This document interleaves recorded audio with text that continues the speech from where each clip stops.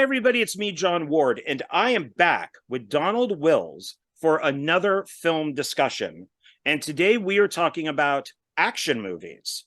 And we have both found out that we got our guns right here. Got the guns for our action movies, guns. And we have found that action is a very broad thing. I feel since we are being very manly today, I did bring my Sam Adams. This is the Take a Day IPA. So it's from their summer pack. And so I felt that was very manly of me. And I guess Sam Adams is manly. I don't know. I think it's the best beer out there. But anyways, so Donald, how are you? I'm doing swell, man. How you doing? I'm doing fine. Thank you. I appreciate that. And we have our stacks. I don't know if they're an equal amount of stacks, but we both have stacks of films. I have 10 Blu-ray and then 10 DVD. What do you got, do you think? I have mostly Blu-ray, but I do have one DVD, and I actually have the same movie on DVD and Blu-ray. So we'll talk about it when we get Big there. fan. Okay.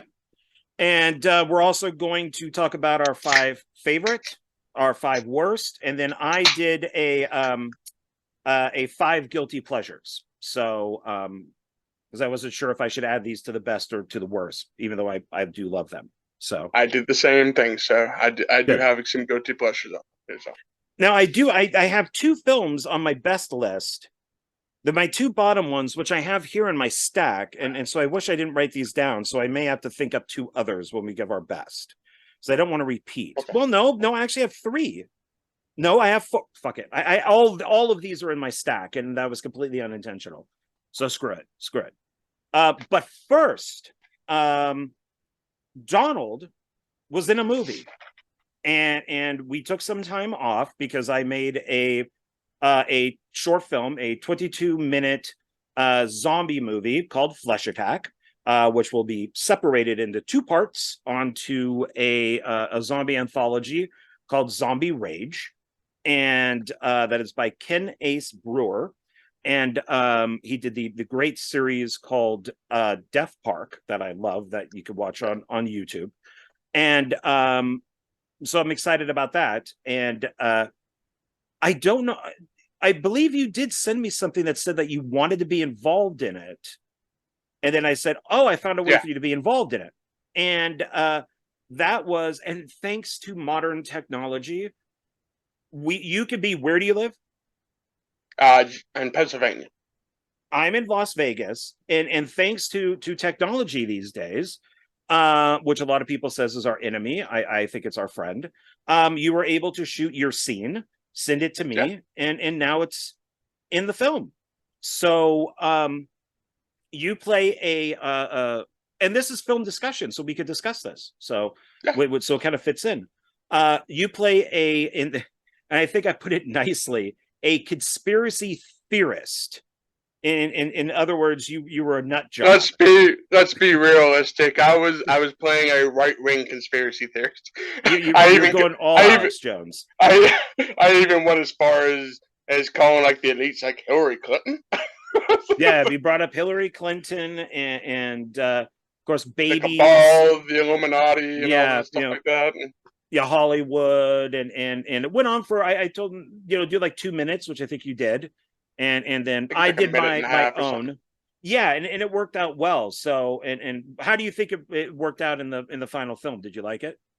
I liked it. I didn't see the second one. I seen the first cut you put out. I didn't get a chance to see the second version that you did. Is there really any difference? Is there big differences, or there's with Andriana, there's one additional shot of her walking up the stairs. Okay. The credits are slightly altered. I wanted to match your IMDb, so I added in your middle initial, so if people looked you up, they could, it just goes right to you. Okay.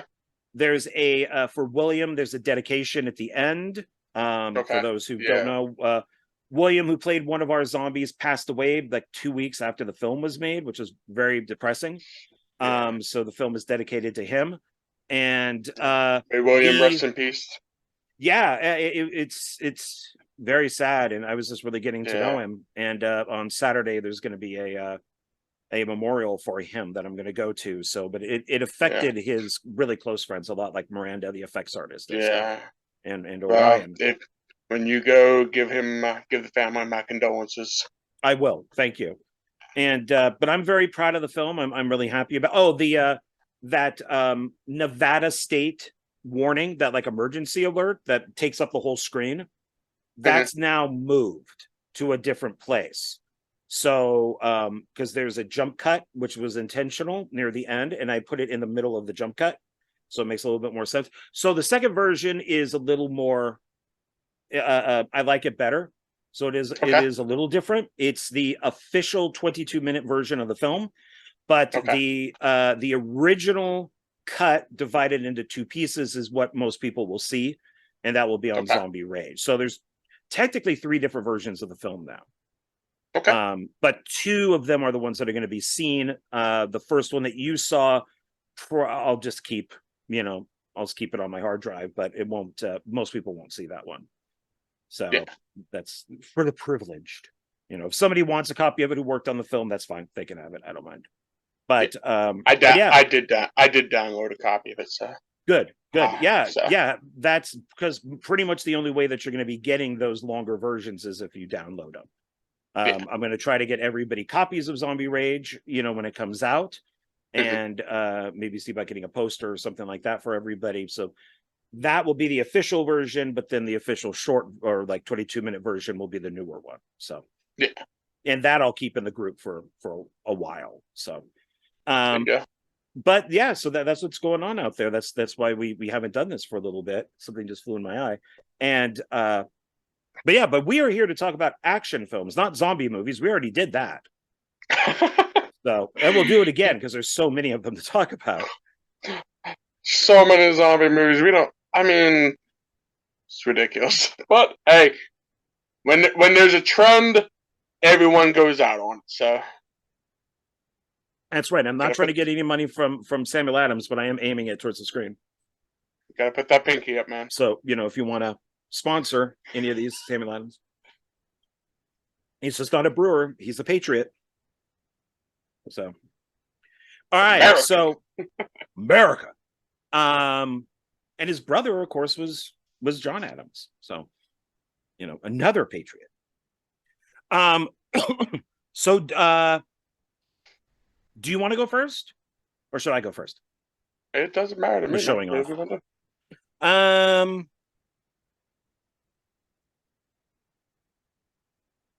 I'll go first. Okay. With the Blu-ray, and then you can choose what you want to do with yours, and then I'll do my DVDs, and then you can do your one. How about that? Does that work? Yeah, that works. Okay. So the movies that I have here are not necessarily my favorites, but they are awesome movies that I own, and I think people should watch them for one reason or another. Some of them are for historical reasons, some are for actor reasons and stuff like that, or just kind of unusual reasons. So the first one that I have, and I enjoy this entire series except for the third one, I don't know, I like all 3, but the first 2 stand out. The third one's okay, and that's Taken. I've only seen the first one. I haven't seen the second or third one. Yeah, the first 2 are really good. Because then, he gets taken, and the wife, and then the daughter has to find him. The third one is all in LA, and it really feels like they're like, shit, we already said that this would be like a trilogy, so we got to make it. It's not bad, but it's just, I don't know. If you see it, you may know what I'm talking about. The plot on it, I've never kind of go, but I like the first and the second movies. So, and this is the 2-disc extended cut. Nice. Okay. So yeah, and because of Force Awakens, I became a Liam Neeson fan and collected his movies ever since. Because I never thought of him as an action guy. I thought he was just a drama guy. You mean the Phantom Menace? Phantom Menace. What did I say? You said the Force Awakens. Phantom Menace. Thank you. Oh God, how dare I mention that? Oh. Great. Now Blasphemy. No, I'm gonna have to go wash my mouth out. Well, that was the better of the 3, so I guess that's okay. Um, Yeah. and oh, it's a 2 disc because one is the digital copy. Boo, digital copies. Yeah, it's not a piece of paper, it's an actual disc. Now my next one is, I don't know if you've ever seen this. I like this actress, and I really love this film, and I wish more people would watch it. And it's Shadow in the Cloud. I've heard of it, but I've never seen it. Yeah, it's got I always have to look at people who have 3 names. I have to always look at, so I say them in the correct order. Chloe Grace Moretz, and she is on a plane, and she has to fight. This is like World War II, and she has to fight a gremlin, and it's Okay. trying to get to her in the plane, and she has to keep moving around the plane. And so it's based, I think it's like 83 minutes, so it's not that long, but it is, she's good in it. She does have Okay. a British accent that I could have lived without, but it's interesting seeing her go from like hit girl to a woman who's had a baby, and now she's trying to find the pilot, who she had the kid with. And so it's interesting to see her go from like this little kid to this woman who's had in the movie, the character has had Yeah. like a child. So it's, I always find that interesting in actors, like male or female, that you see them as a little kid, and now they're these grown Yeah. people with their own families. But Well, is that the one? I could be wrong, so don't quote me on this. But is that the one where she's playing the pilot that supposedly disappeared in like World War II or whatever? Like, I no, forget what she her name. no, Or is that not on it? I didn't know for sure. That's why I was asking. yeah, no, That's what it. she's just fighting like a gremlin, Okay. because the shadow in the cloud is the gremlin. Okay. Yeah, so she's fighting. All She right. has to. Yeah, and she's just on one of these like bombers, and it's got the gun here with like the Okay. glass in it that you could see it, like the turret. Okay. So But the only reason I was asking because it looked like it was like basing like a real personal history and trying to like I make a oh fictional no, version. yeah, no, Okay. I didn't know for sure. That's why I was asking. Like I said, I'd never seen it, so I yeah, definitely want to check it out though. yeah, it's good, it's good. Now I gotta bring my Tom Cruise into this, because he is my man crush, and this is the film, and this is a steel book. So this is the film that changed the Mission Impossible series.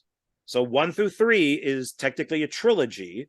1 did good, 2 did great, and 3 did okay. And then they And it thought that started they were going down. gonna get him out in part 4, which is why Jeremy Renner was there, was to possibly replace Tom Cruise in the series if Mhm. part 4 bombed. It didn't. It made a lot of money, and that would be Mission Impossible Ghost Protocol, which is one of Okay. the best in the series. And Okay. this is Brad Bird, who's the director. He also did like a lot of the Pixar stuff, Invincibles, and some of those other movies. One Yeah. of the Toy Story films, I think. But Mhm. this is the film that saved the series. I have not seen any of the Mission Impossible movies. Those are on my list. I know, right? I'm sorry. I'm sorry. I'm sorry. You're driving me to drink, sir. I mean, you've been drinking ever since we started. I know, because we're talking manly stuff here, man. I need to feel manly. I'm surrounded in a world of men that aren't men anymore. But it's true. But this is probably my favorite action series, and I've just watched all of them again. Getting prepared for next month. I was gonna do like 1 a week, and I ended up doing like 2 in a week, and then 2 more in a week, and then 2. So it was like, okay, I'm done. But then, so Ghost Protocol is great. The first 3 are really good, but Ghost Protocol is where they finally knew what they were doing with the series. Like, it's not a Bourne ripoff anymore. It's not a Taken ripoff anymore. It's not. They're just, now this is pure. It's become its own thing. Yeah, Mission Impossible, and it really shows. Now the next one is also with Tom Cruise, and it's the movie that saved Hollywood, according to Steven Spielberg. So it must be true. And if you haven't seen it, I don't know what to tell you, but it's Top Gun Maverick. And this film made $1.4 billion without even going to China, because on his coat, this coat here that's on his motorcycle, there is a patch that China did not like, and they said you need to remove that. And Paramount Pictures went, fuck you, and left it on his coat. And the film still made $1.4 billion, even though everybody said, why was this movie made? Or why are they making it? It's a sequel nobody asked for. Everybody thought it was going to bomb.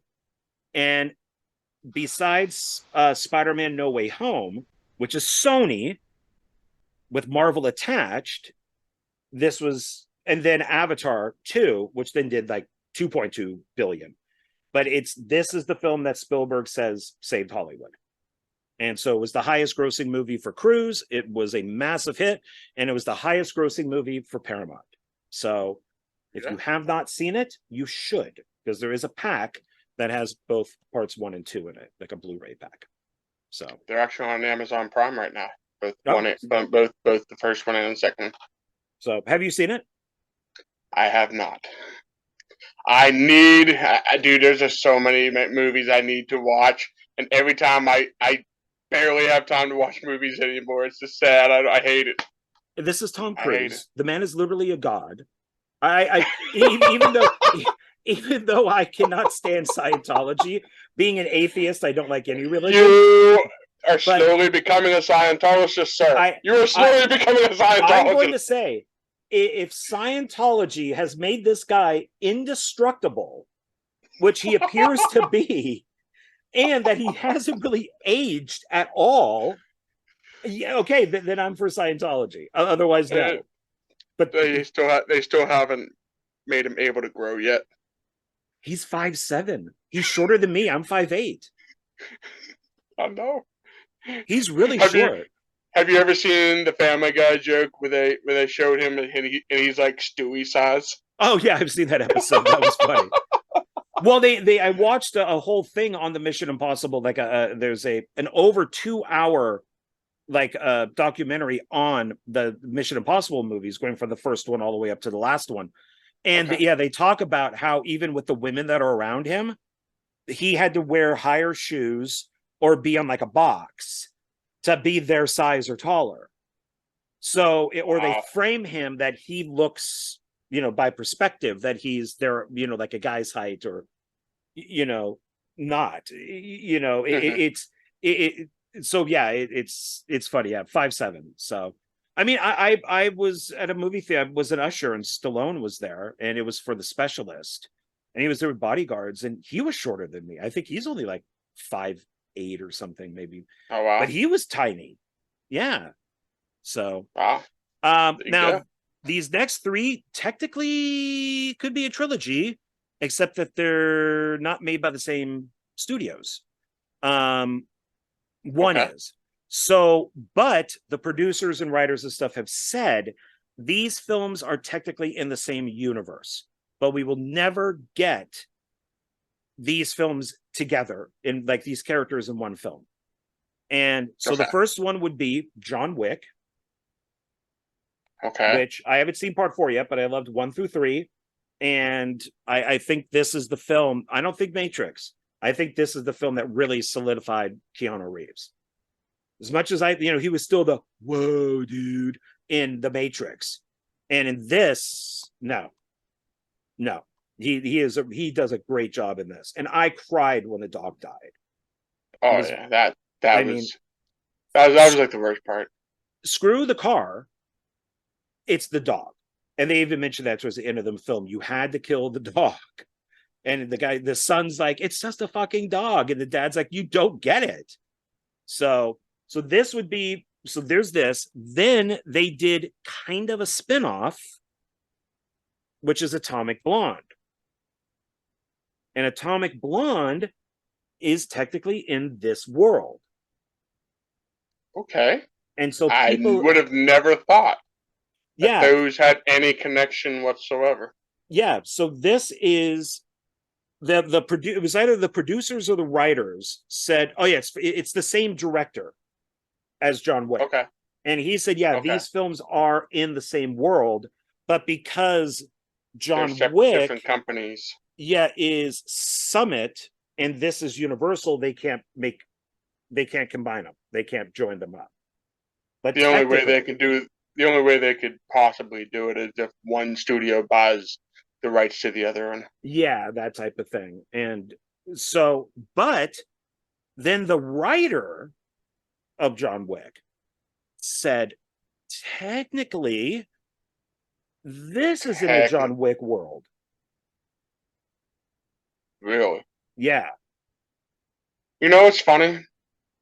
I didn't even know he was an big Hollywood actor until I've seen that he was in this movie here. I mean, the only thing I'd known him from was Breaking Bad. Oh, So he's huge. I He didn't used to. know he was like in other movies until I seen this. I was like, he's an actual lead actor. I didn't know that. So hey, He was with David Cross. They had a TV show for a while. He used to be, well, he's still a comedian, but he's been around for like 20 years, 30 years, yeah, somewhere in there. So yeah, it's just now because of Breaking Bad and Better Call Saul that he's getting these type of roles. yeah. So, I but mean, hey, he's well deserved. I mean, Breaking Bad yeah. is freaking phenomenal. Oh yeah, I yeah. haven't seen Better Call Saul. I That's think one it's I better still than Breaking Bad. I really. love Better Call Saul. Yeah. Oh, I I really enjoyed Breaking Bad, so I'm gonna have to definitely check out Better Call Saul, and I definitely want to see that one at some point. That's one I haven't seen. I've seen John Wick. I haven't seen Atomic Blonde, so I have to definitely, and those two, that one there, I have to check out as well. You believe in this film that he can do the moves that he does. Like he's supposed to be like he's supposed to be like John Wick, that he's like part of like an organization that nobody knows about, but like other like government or military people have heard of it. Hmm. And once they see like a tattoo on him, they're like they don't even want to touch him, like they leave because they know Okay. that he's going to kill him.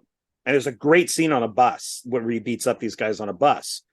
So yeah, so I made That sure to was in buy. that was I think that was in the trailer. That was the Yeah, whole reason I wanted to watch it. that's the big thing in the movie is that.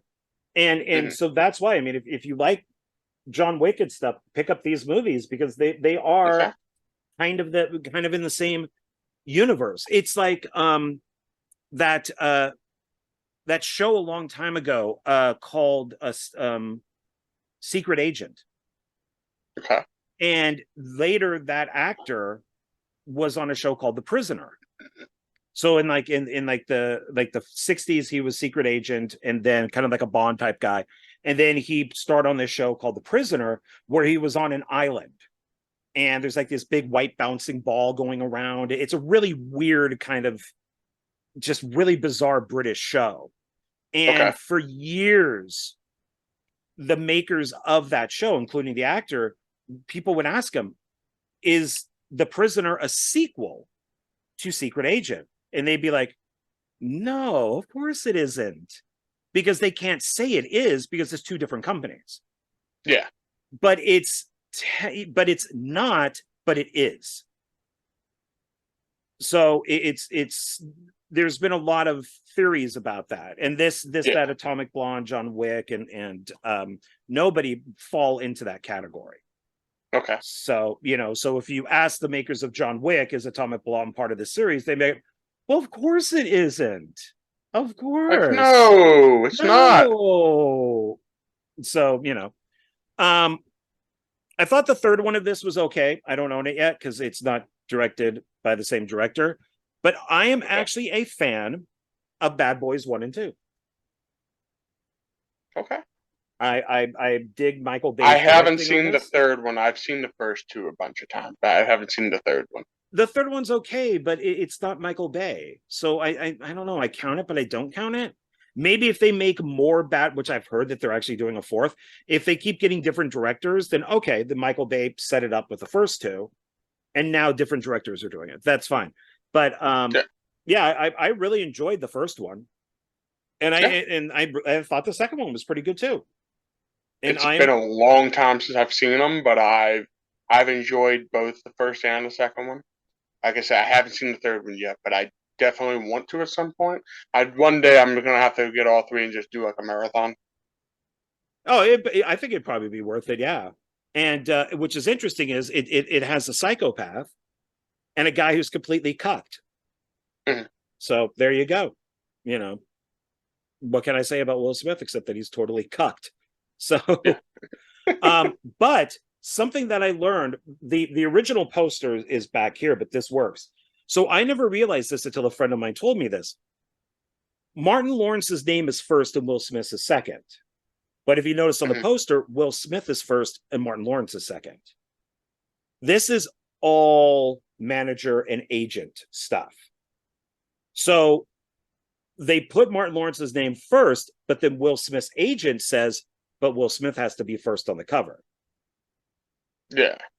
And that's Well, this, it's the same way on the don't back with they the box too. With don't they the usually put them in alphabetical order most of the time when they name uh people on some nah, most of the sometimes they sometimes, do, but but eh, in this case, it's all agents and managers. So see, once again, Martin Lawrence and then Will Smith.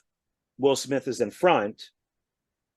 Martin Lawrence is second, and then you have Tia Maloney in the back. She wasn't known at the time, but then she'd be way in the back. This is yeah, all agent manager Hollywood stuff. This is yeah, so it's I found that makes interesting. sense. Yeah, when I when I learned about it. Mhm. The next one I got two left. Um, the first three are classics. I love the first three. I really wish they didn't make the fourth, because if they didn't make the fourth, we wouldn't have the fifth coming out at the beginning of July, and it's going to Oh boy. suck. Oh boy. So I already know what this is. it's a Yep. it's a great DVD or Blu-ray set. It's got all four films. I it's got like a booklet, and it's got a ton of stuff in it. So it's a great set. All four movies on Blu-ray, digitally and remastered, enhanced picture and sound. 7 hours of special features. I can live through Crystal Skull. I didn't think it was as god awful as all the I other ones. I haven't seen Crystal Skull. I've only seen the original trilogy. So I haven't seen the fourth one. I kind of got scared away because everyone said how terrible it was. I really want to watch it for myself to judge for myself, but I don't know. It's there's way too much CGI. Yeah. There used to be that term jumping the shark. That has now changed to nuking the fridge, which is from the fourth film. And Indiana Jones gets into a refrigerator in Nevada, and the bomb goes off, and he gets thrown from the blast, and it tumbles, and then he rolls out of it. So it's called nuking the fridge. Um, Shia LaBeouf is horrible, and there's even a scene that he regrets doing where he is actually Tarzan, swinging with monkeys, doing the Tarzan yell. And if the aliens were practical, because that's what the crystal skulls are basically aliens, it would have Mhm. been fine. I think practical would have been okay, but all the aliens are CGI. Yeah. And that to me takes I don't mind it, because you did have serials back in like the 40s and the 50s that dealt with aliens and other things, so that didn't bother me. Mhm. Yeah. But it's just yeah, yeah. It was from what I understand. A lot of people say it's just it's what was the last one? The last Crusade, I think it was Last called. Crusade, yeah. Everyone said that should have been the end. Like that should have been the It last would have movie. been a perfect ending, yeah, because they ride off into the sunset, and Hmm. and it would have ended it perfectly. So we have Indy and his dad, and then the other two guys, Sala and stuff like that. It would have been Yeah. perfect.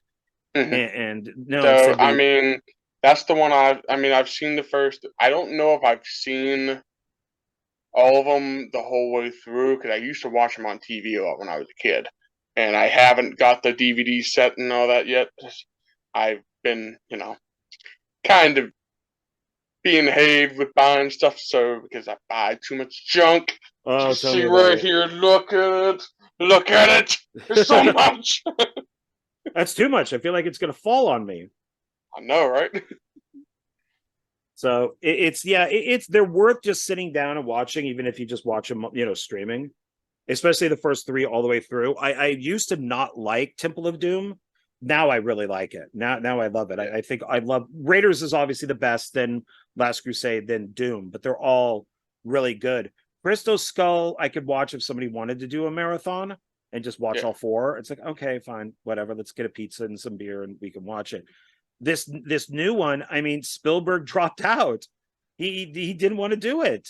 And Lucas's name isn't even on it, even though it says, of course, Lucasfilms. It's Kathleen Kennedy's fault. It's always Kathleen Kennedy's fault. The rumor is always Kathleen Kennedy's fault. Kennedy's assassination, Kathleen Kennedy's fault. The Hindenburg, Kathleen Kennedy's fault. Everything, the creation of Godzilla, Kathleen Kennedy's fault. Everything is Kathleen Kennedy's fault. But they've said if this bombs, she's definitely out because she's now destroyed everything that Lucasfilm has. She destroyed Willow. It was supposed to be 3 seasons. They canceled it after 1. And then Bob Iger pulled it. You can't even see it on Disney Plus. They found that they would make more money off of it as a tax write-off. And so they pulled it. You can't watch it anymore. I guess you could download a torrent of it or something and get the first season. But yeah, there's no way of seeing it. Or get a bootleg Blu-ray or something. Yeah. And then of course, Indiana Jones with Fleabag, what's her face, Phoebe Waller-Bridge or whatever her name is supposed to be like the next Indiana Jones, but now they're saying that's not going to happen because it's all about her, Kathleen Kennedy's agenda to make Indiana Jones as weak as possible, just like she did with the original Star Wars people, and kill him at the end so then she could take over. And then of course she ruined Star Wars. So she's ruined Indiana Jones, she ruined Willow, and she ruined Star Wars. So, but now my last one, I have to blame Steven Spielberg for part 3. So I saw part 1 after I saw part 2. I became infatuated with this actor to the point of me getting the same haircut from the second movie with a white streak in my hair. My mom was a hairstylist, so she always put the white streak. And I have pictures of me, I think it was senior year of high school, with this. And I even got a similar car to his. And part 2 is by far one of the greatest action movies ever made. Part 1 is really good. And I hated part 3 for a long time, but now I like it. And Spielberg has something to do with part 3. And that's the original Mad Max trilogy. As much as I did like the new one, Fury Road, I'm sorry, Mel Gibson will always be my Mad Max. No matter how nutty he is, he still could have played Mad Max in the new movie. And I think he would have been great in it. But this is all 3 movies, on Blu-ray. It's got its 10 case here. And the third one, both films are very R. The first and second films are incredibly R. The second one is PG-13 and has little feral kids in it. And that is thanks to Steven Spielberg. So George Miller, the director, was working on Twilight Zone, the movie. Spielberg said, you know what? You should make a third Mad Max film. And you should take that feral kid who was in Road Warrior and make a whole bunch of them. So basically, he made the feral kids into Ewoks. I know that's Lucas, but that was the idea, was that they were kind of like Ewoks. Okay. And he toned down the violence to make it PG-13 and added in a whole bunch of humor. And somewhere... Which one was that one? Mad Max Beyond Thunderdome. Okay, Beyond Thunderdome. Yeah. And it's funny, it's the bonus features. Like there's bonus features on Mad Max. There's bonus features on the Road Warrior. There's nothing on Beyond Thunderdome. Mel Gibson was under contract with Warner Brothers and did not want to do the movie at all. Like, not at all. Wow. But he was forced to do it. Kind of shows a little bit. But now, all these years later, I actually like the film. kind of following what I just said on the other thing, like Road Warrior is the best, then Mad Max, then Mad Max Beyond Thunderdome. But I kind of like that. It's more of a the third one is more like Lawrence of Arabia. It's got a lot of desert. It's got a lot of people with like the silk kind of like cloths to protect themselves from like the environments of the desert.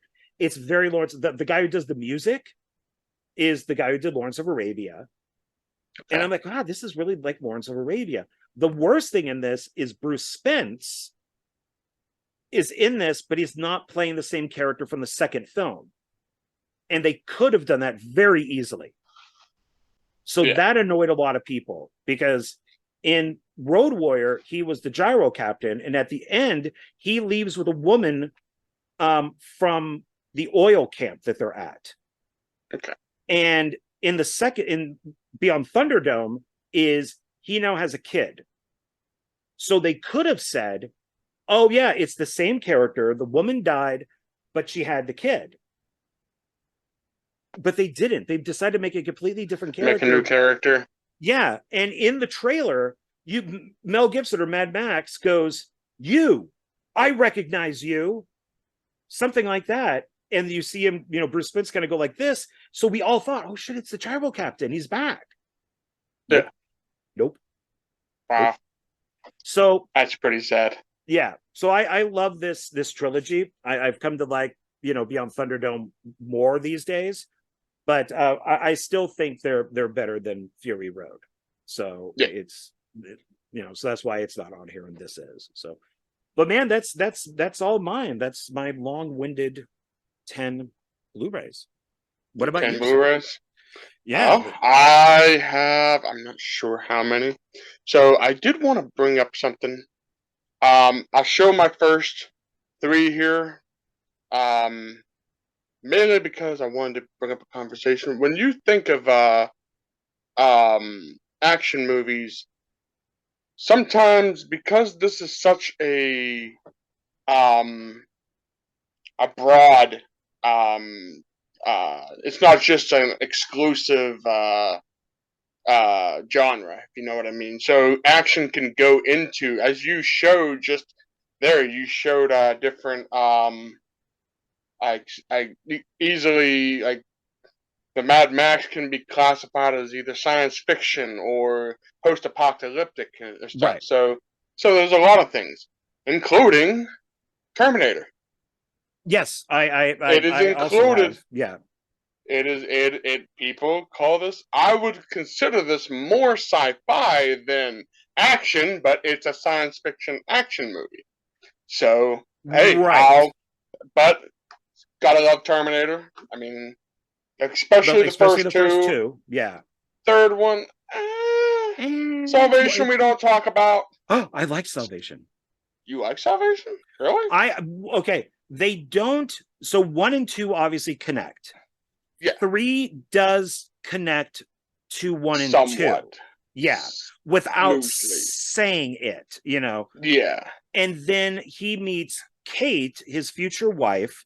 So then in Salvation, we have Kate again with John, and now they're married, and I think she's even pregnant. It's been a while since I've seen Salvation. I need to rewatch it. I remember when I first watched it, I didn't care for it, but that was years ago. So I do need to sit down and watch all 3 of them back to back. But I've watched the first 2 numerous times. As a matter of fact, a lot of people consider the first one more of a horror film than a science fiction. It's a slasher movie. Yeah, the first one is a slasher movie. And it's great. Movie. It's great. I love it. Well, it's like the first Alien is considered to be a haunted house movie. Yeah. The ship is a house. The alien is the ghost. Yeah. But it's like, even with Salvation, it doesn't say, oh yeah, we're a sequel to 3, but it is. And then with Genesis, which is really annoying, because at the end of Salvation, they're flying off. Like they're flying off to get to Skynet. Yeah. And in Genesis, they're at Skynet. So now we're seeing that time machine that sends back John Connor. What pisses me off with Genesis, and all they had to do is rework that beginning or not have it, is we find out from, I think it's Kyle Reese, on how he met John Connor, and which was in that like kind of like sewage area. Yeah. If they had not done that little beginning, it would have fit perfectly, without saying it, it would have fit perfectly with the ending of Salvation. Mm-hmm. And then they could have done that J.J. Abrams Star Trek thing where they did that alternate timeline. Yeah. And started it completely over again. Yeah. And instead they did that stupid beginning that just ruins everything. And it's I've only watched these 4 here. I haven't watched Genesis or what was the last one? Dark Fate, I think it was. Yeah, Dark Fate, yeah. I haven't seen those 2, but I've seen these ones. I gotta revisit Salvation again. Like I said, when I first watched this, it was I was kind of a stupid kid back then, so I mean, still kind of am, but we won't talk about that. But yeah, this my buddy actually sold me this box set, which is really nice. That's cool. And I bought it for $1. Oh wow! You'll buy that for $1? No, exactly. So we got oh, that's nice. All 3 movies, or 4 movies. For some reason, so it probably came out before Dark Fate. There's a bonus disc for Salvation. So it goes up to Salvation and then bonus disc. Yeah. Okay. So that's those are it's like I said, the first 4. It's the Terminator anthology. So actually, I mean, jokes on them. It's now 7 movies. Wait, no, 6 movies. 6 movies now. 7 movies. 3, 4, 5, 6. Yeah, 6. 6 movies. Okay. All right. So I have the first 4. Need to rewatch these again. Like I said, first 2 I've watched millions and millions of times. All right. So these 2 I'm kind of iffy on calling action movies, but they are classified as action movies. The first is Primal, with Nicolas Cage. Oh, I don't have that. I need that. It is basically, I could see why they call it an action movie. I would consider it more of a creature feature because it's about a what do they call it? A priceless white jaguar. It's a rare jaguar that they caught that they were trying to take back. I believe they're taken to America, and the ship gets it's been a while since I've seen it, but I think they were taking a convict on to prison or somewhere on this ship as well, and he breaks free, and then it's like a fight to survive. So when you're saying ship, like a boat? Yeah. Okay. Oh, they're on a boat. Okay. They're on a boat. They're taking I guess they're trying to be secretive about first is the I guess the white jaguar is supposed to be like the main reason they're going, but the hush hush is the convict that they have chained up also on this ship. Oh, breaks free. Oh, it was pretty good. I really enjoyed it. Definitely, it's Nicolas Cage being Nicolas Cage, of course. I mean, well, and you brought up like what is action? I mean, I tried to stick with mine, and I cheated. I only wanted like Bad Boys, like that type, Die Hard, that type of thing, and I couldn't do it. So that's where I kind of snuck in. Like Mad Max, it's post-apocalyptic, but it is an action movie. And I thought, well, what if we do post-apocalyptic films? I'll bring it, we'll talk about it then. Well, Indiana Jones, well, that's adventure. What if we want to talk about adventure movies, like Romancing the Stone and Jumanji, let's say, or something like that? Yeah. So I think even like Shadow in the Clouds, it's kind of monstery because it's a gremlin. Yeah. But they're all technically action films. Well, here's the thing. I consider an action movie when you have something goes wrong and you are on the edge of your seat waiting to see what your main character is, which who's going to survive and who's not going to survive. Like, and that can be, um, a home invasion movie could be considered an action movie. Say them trying to escape from a crazy killer. Like Right. like Primal here. A Skyscraper. I mean, I do have that movie. Do I might have that movie. Have Oh, you seen Skyscraper with The Rock? it's so bad. Yeah, I own it. Yeah.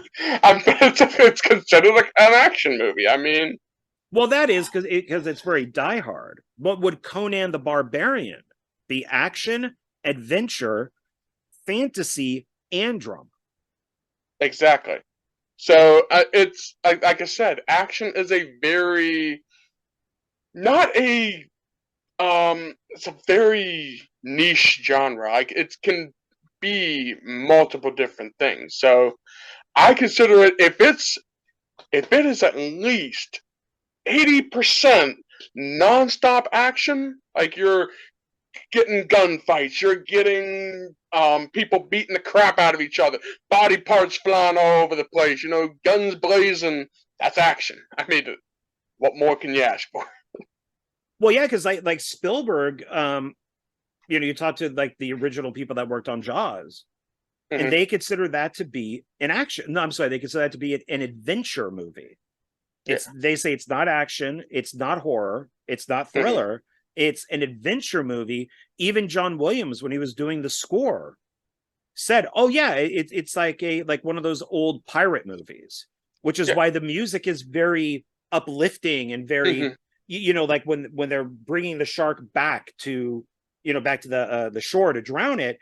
The music isn't like dun dun dun dun dun dun dun. Instead, it's very uplifting and it's very kind of jaunty, in a way, because they looked at it as an adventure movie. Yeah, the only real creepy sound in Jaws was the whole the whole way till when the shark was going to attack. Yeah. So yeah, you're right. It's very broad. Oh yeah. So speaking of Broad. movies that I wouldn't consider action movies, Cocaine Bear. You bought Cocaine Bear. I sure did, man. I sure did. I've been wanting to see this movie ever since they've announced it. I thought it was a joke. I didn't think this was a real movie, and then it came. It's actually not bad. Would I consider an action movie? No, but it is classified as an action movie. So, I was not a fan, but I was entertained. So, but. it was worth one watch. So. Yeah. It's. I think for me, it's more of a Hollywood political thing with Elizabeth Banks that annoys me. So, okay, yeah, with like her comments about like Charlie's Angels, and everything she says about men is not true. Like speaking of Spielberg, like she recently said, name one movie that Spielberg directed with a woman. And immediately the crowd yelled out, The Color Purple. And he's directed films more. I mean, his very first film with Goldie Hawn, Sugarland Express, she's the star. So it's like she just speaks out of her ass all the time. And it's like, come on, if you don't know what you're talking about, then shut up. And she complained, she's like, well, I would like to direct a Mission Impossible movie, but they aren't giving those to women. No, it's because Tom Cruise has his own people. He works with the same producers, the same stuntmen, the same directors. Christopher McQuarrie has directed like the last 4 Mission Impossible films. The guy who did Top Gun Maverick also did Oblivion. Doug Liman, who's now directed him in 2 movies, is now directing the film where they're literally going to film in space. So he has his team. So that's why you're not getting to direct a Mission Impossible movie. It's like, God, just shut. I used to like her so much. I loved her in 40-Year-Old Virgin and some other stuff. And I just don't. Yeah, I'm sorry. I just don't. Oh, she's the director of Cocaine Bear? Of Cocaine Bear, yeah. Okay, I didn't know See, like a lot of times, I know a lot of actors, but the problem is when people will mention directors to me, and again, I'll admit it, I am not a movie buff. I am a movie lover. Okay, I just watch movies for enjoyment.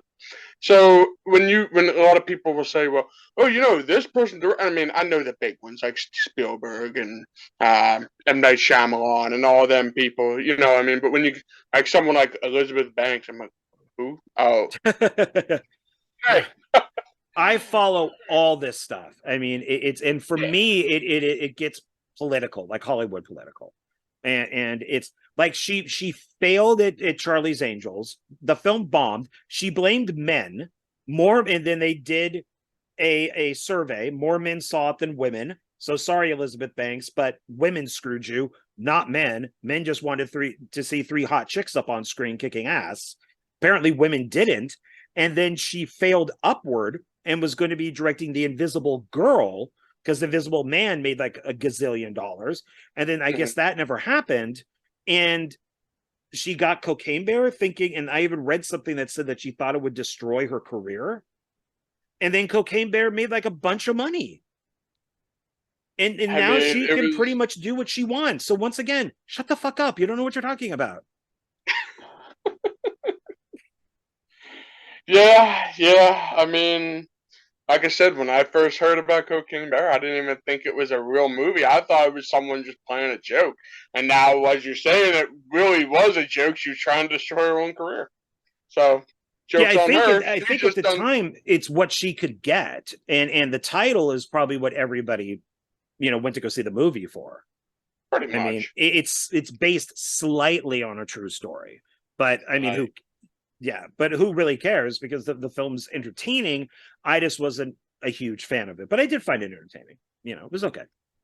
It says inspired by true events. That thing In- should be like have like 100 quotes around inspired. Inspired. Just echoed.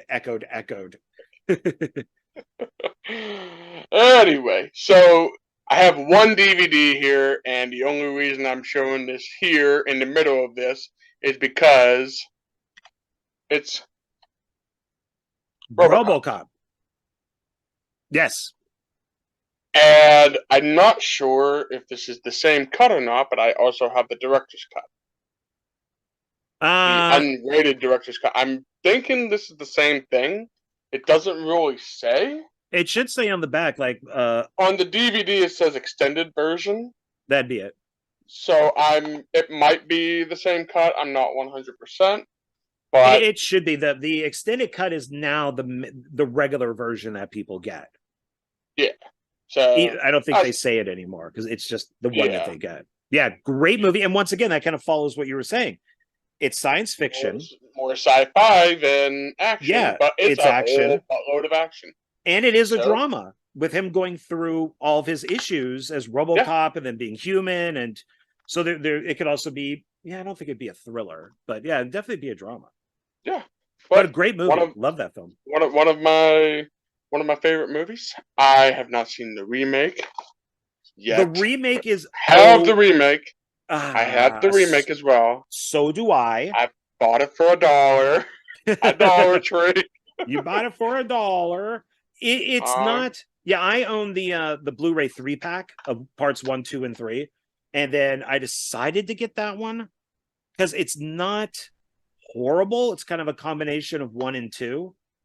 yeah. So, Well, I haven't but it's seen the second or third one yet. Those are on my list. I know, but I've heard for some reason when I was looking up worst for our worst list later on, two kept popping up on it. You know, I've heard a I lot of people said really good things about two. some So people like 2 better than 1. 2 is just hilarious in a comic book type of way. I like 2, okay, but it's definitely not better than 1. yeah, 3, a lot of people don't know. I'm not a huge fan of 3. Of course, it does have Peter Weller as RoboCop. It's Robert Burke, but it's PG-13 because right after it came the TV series. okay, So yeah. they I were, did see. pardon me. I did see that they have the TV series on Amazon Prime. So I did say that. They also just put RoboCop 2 and 3, so I'm going to watch that at some point. I have it. I was planning on doing a whole bunch of watching today, but that didn't end up happening. So You can always do action films again. So you know, there's so way too many of them. we'll have to revisit it, and you know, later on down the road. So now that we've discussed RoboCop, we gotta discuss about Robo Woman.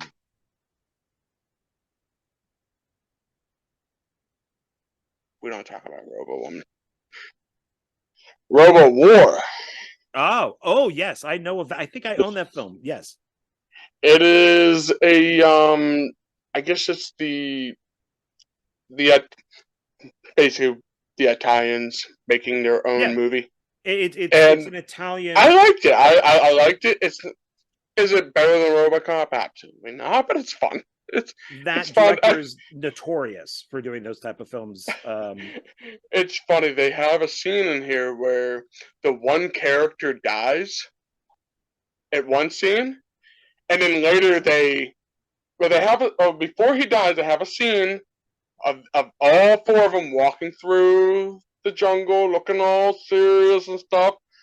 The one character dies, and the next scene is all four of them walking through. I've heard about that. Yeah, I think I own it on. Probably DVD. Oh, excuse me. So, but I haven't watched it yet. I've heard it's pretty notorious. Yeah, it's pretty terrible, but bad, but a good kind of bad, if you know what I'm saying. I do want to watch it. Yeah. So now we're getting into the real action movies, with, of course, Lethal Weapon. I so need to buy those. I need to buy them. Yeah, on Blu-ray. Lethal Weapon. This has all four of them. The only thing that makes me mad about that collection is they're all the director's cuts, which is nice, but the original cut of Lethal Weapon is better than the director's cut, and that's not on there, and it's hard to find it as the original cut.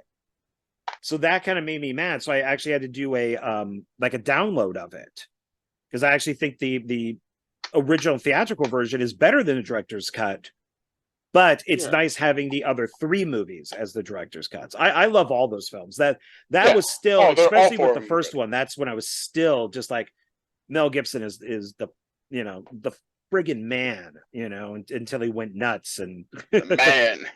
now he's like the psycho man. America. I mean that one scene where he literally goes up to what's his name? I keep getting his name mixed up. Danny Glover, and basically puts the gun up to his face. He's like, pull the trigger, pull the trigger. I'm like, oh crap, man, calm down, man, calm down. Mr. Gibson, we haven't yelled action yet. And I think he's actually wanting him to shoot him. I think he was legit crazy even then. Oh yeah. His dad started his own religion and had his own church. Yeah, he's been this weird kind of like Catholic religion, and he's one of these guys that thinks the Jews like caused everything. So it's he's a nutbag. Yeah, he's a good actor and a good director. So yeah. I mean, this is coming from the guy. I've never his dad or him. His dad. Oh, okay, so not him. Because I was gonna say that would be really strange for him to be that way, and also direct the Passion of the Christ. Well, that's why. I mean, he made the most violent movie ever made, and so which is why he also made that Aztec film too. He believes all that. He's a total nut job, you know, and it's Yeah, there's all those videos about with him like screaming at the cops and saying it's all the Jews' faults, and then there's audio recordings of him yelling at his wife and his assistant while he's like massively drunk. It's Uh, yeah, he's a troubled guy, but he's a really good actor and a really good yeah, director. So, I mean, shit, Tom Cruise has Scientology, and I let that go. So I mean, it's like this. We gotta separate the art from the artist, yeah, I and mean, that's just it. as long as they're not doing anything to children, then that's okay. Yeah. Do what you need to do, or animals. But what about the children, John? What about the children? Fuck the children. Save the animals. No, John, that's not nice. I like animals better than people. So Same. yeah, Anyway, so like you, I also have the Mad Max movies. nice, I got the Scream Factory version of the first one. nice. This also comes with, I believe, the alternate cover. Nice, the original poster. Now, if you look on the Yeah. back of that Blu-ray there, I do believe it says Blu-ray produced by my buddy Cliff McMillan. At least I think it does. By who? Cliff McMillan. I think that's one that he worked on. Who is it again? Cliff McMillan. Like way down at the bottom, it will say like Blu-ray or DVD produced by Cliff McMillan. Don't make me a liar. Unless that's one that he didn't work on. I'm not sure. It doesn't really say Blu-ray produced by. Okay. It just tells you the movie produced by.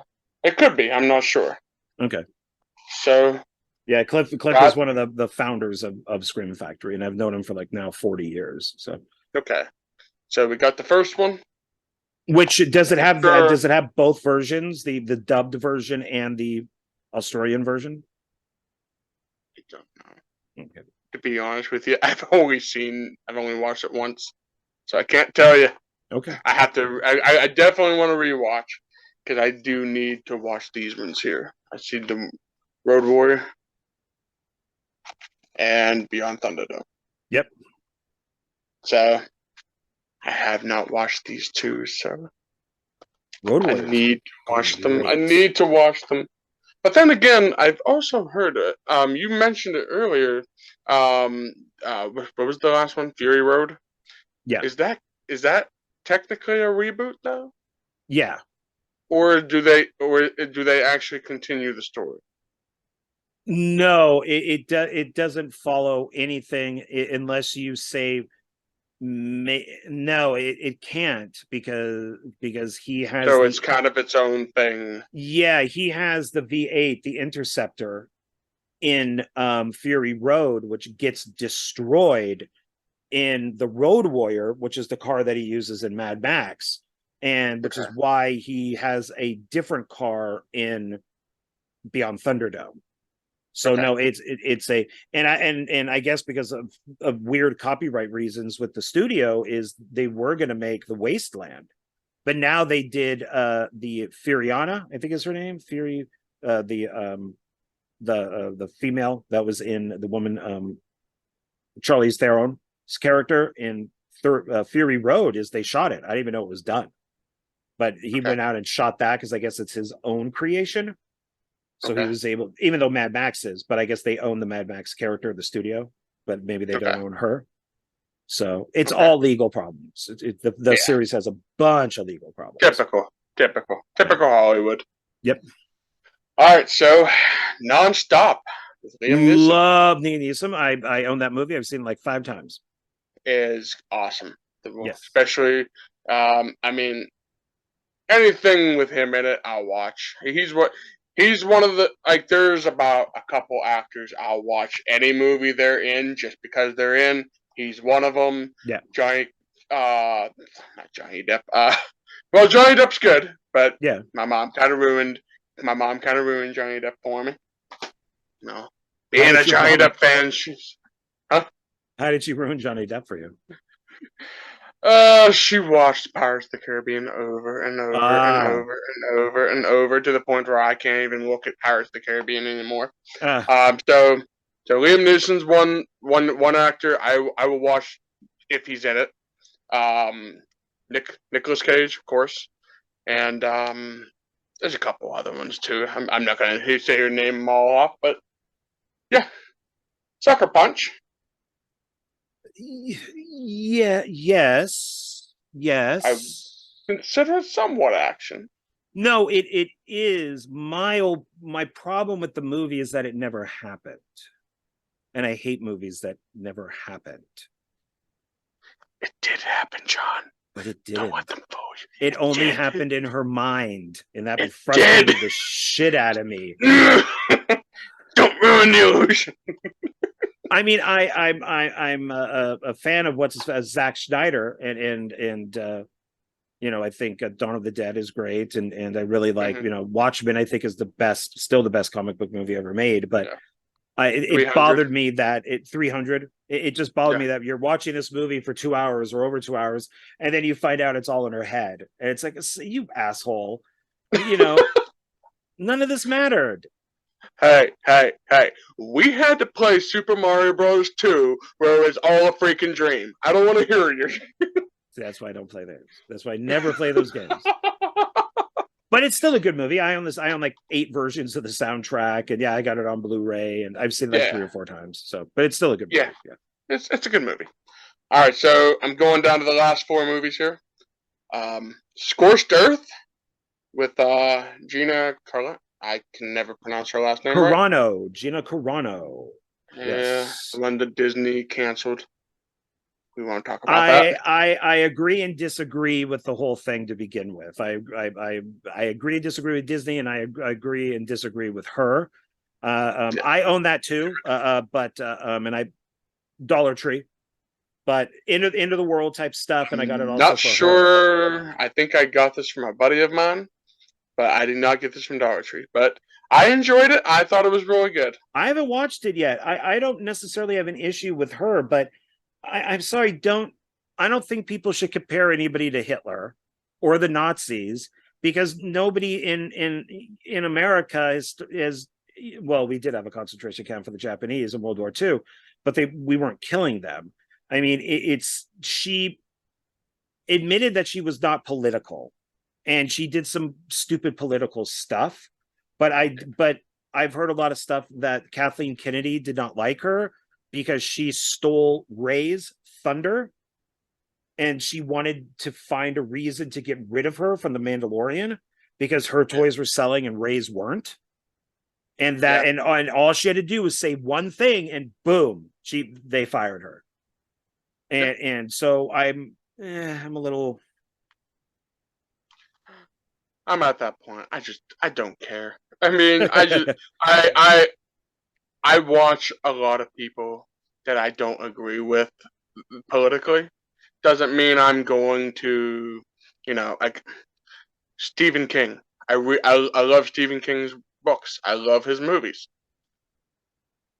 Me and him can really disagree on politics all day long. That doesn't mean that I hate the guy. I mean, you and me, different in politics, but we're still friends, right? Yeah, I mean, I'm Democrat, but I am a little more of a centralist these days. So, yeah. So the left has gone a little overboard for me. So I've kind of moved to the center. So to the center, to the middle. Yeah, that's probably the best place to be. Yeah, because I think both sides have good points and bad points. I still think it's kind of like a good people on both sides, bad people on both sides. Yeah, I mean, it's like a 40-60. I probably think that, and no offense, that conservatives are worse than liberals, but it's still. I mean, both sides have, conservatives have burned books, but progressives and stuff, have censored books. Both sides have threatened to kill each other. I mean, it's like I can't really pick one side to be on, because I think they're both right on some things and both wrong on some things. But I will mostly stick with the left because I tend to agree with that more. But so I mean, it's like, would I see a movie with her in it? Sure. I mean, sure, why not? I mean, it's I posted something with Tom Cruise on Facebook, and somebody goes, I won't watch his movies because he's a Scientologist. And I go, oh, okay, then I hope that you don't watch films with Morgan Freeman because he's a Christian. You know, if you're going to say that you're not going to watch films by one guy who's in this religion, why are you watching films with this other guy who's could be a Christian or a Muslim or whatever it is? It's like they're all the same freaking thing. It's like, so I had to get past that and just separate Cruise from Scientology, and then separate Denzel Washington from being a Christian. You know, and so it's like, okay, well, him being a Christian hasn't affected his acting ability in a lot of the movies that he's made. So what do I care? But I don't know. I think if you not going to go see a movie for one reason, you know, for Scientology, then I don't think you should go see another one if an actor is a Muslim. I mean, if he was doing, if Tom Cruise was making every movie and he was shoving Scientology down your throat in every movie he made, then I could see that. But he's not doing that. He's being, you know, he's doing. He had those, he had those couple years. It was around Mission Impossible 3, and then it was kind of like War of the Worlds. Like Steven Spielberg said that he would never work with them again, even though they made 2 movies. And it's the whole Scientology thing. Well, but Spielberg is like uber Jewish. Kate Capshaw converted to Judaism to marry him. So, okay, so maybe you're not as annoying with your religion as Tom Cruise is, but it's still a religion where you made the woman who married you convert. Yeah. And so it's like, okay, I mean, all right, but Cruise did go crazy for a little bit once Paramount, got rid of him, and Paul Wagner got rid of him, and he was kind of on his own. His sister was his manager, and that's where you got the Matt Lauer interview. You got him jumping on the sofa, and all this weird stuff that he was doing was during that time period. And if you notice, it really didn't happen, and then it did, and then it stopped. Yeah. And I think that's when his sister left, or he finally just went, look, I can't deal with this anymore, Yeah. So, it is what it is. Yeah. All right. Last three here. I have the Domestics. I think I own that, but I don't know it. It's okay. It's a post-apocalyptic movie. But feels like it's trying too hard to be Mad Max, but it's not Mad Max. It is what it is. And of course, it even has a guy named Angry Ted, I don't know about that, but but you can't have any action movies without Stone Cold Steve Austin. Oh God.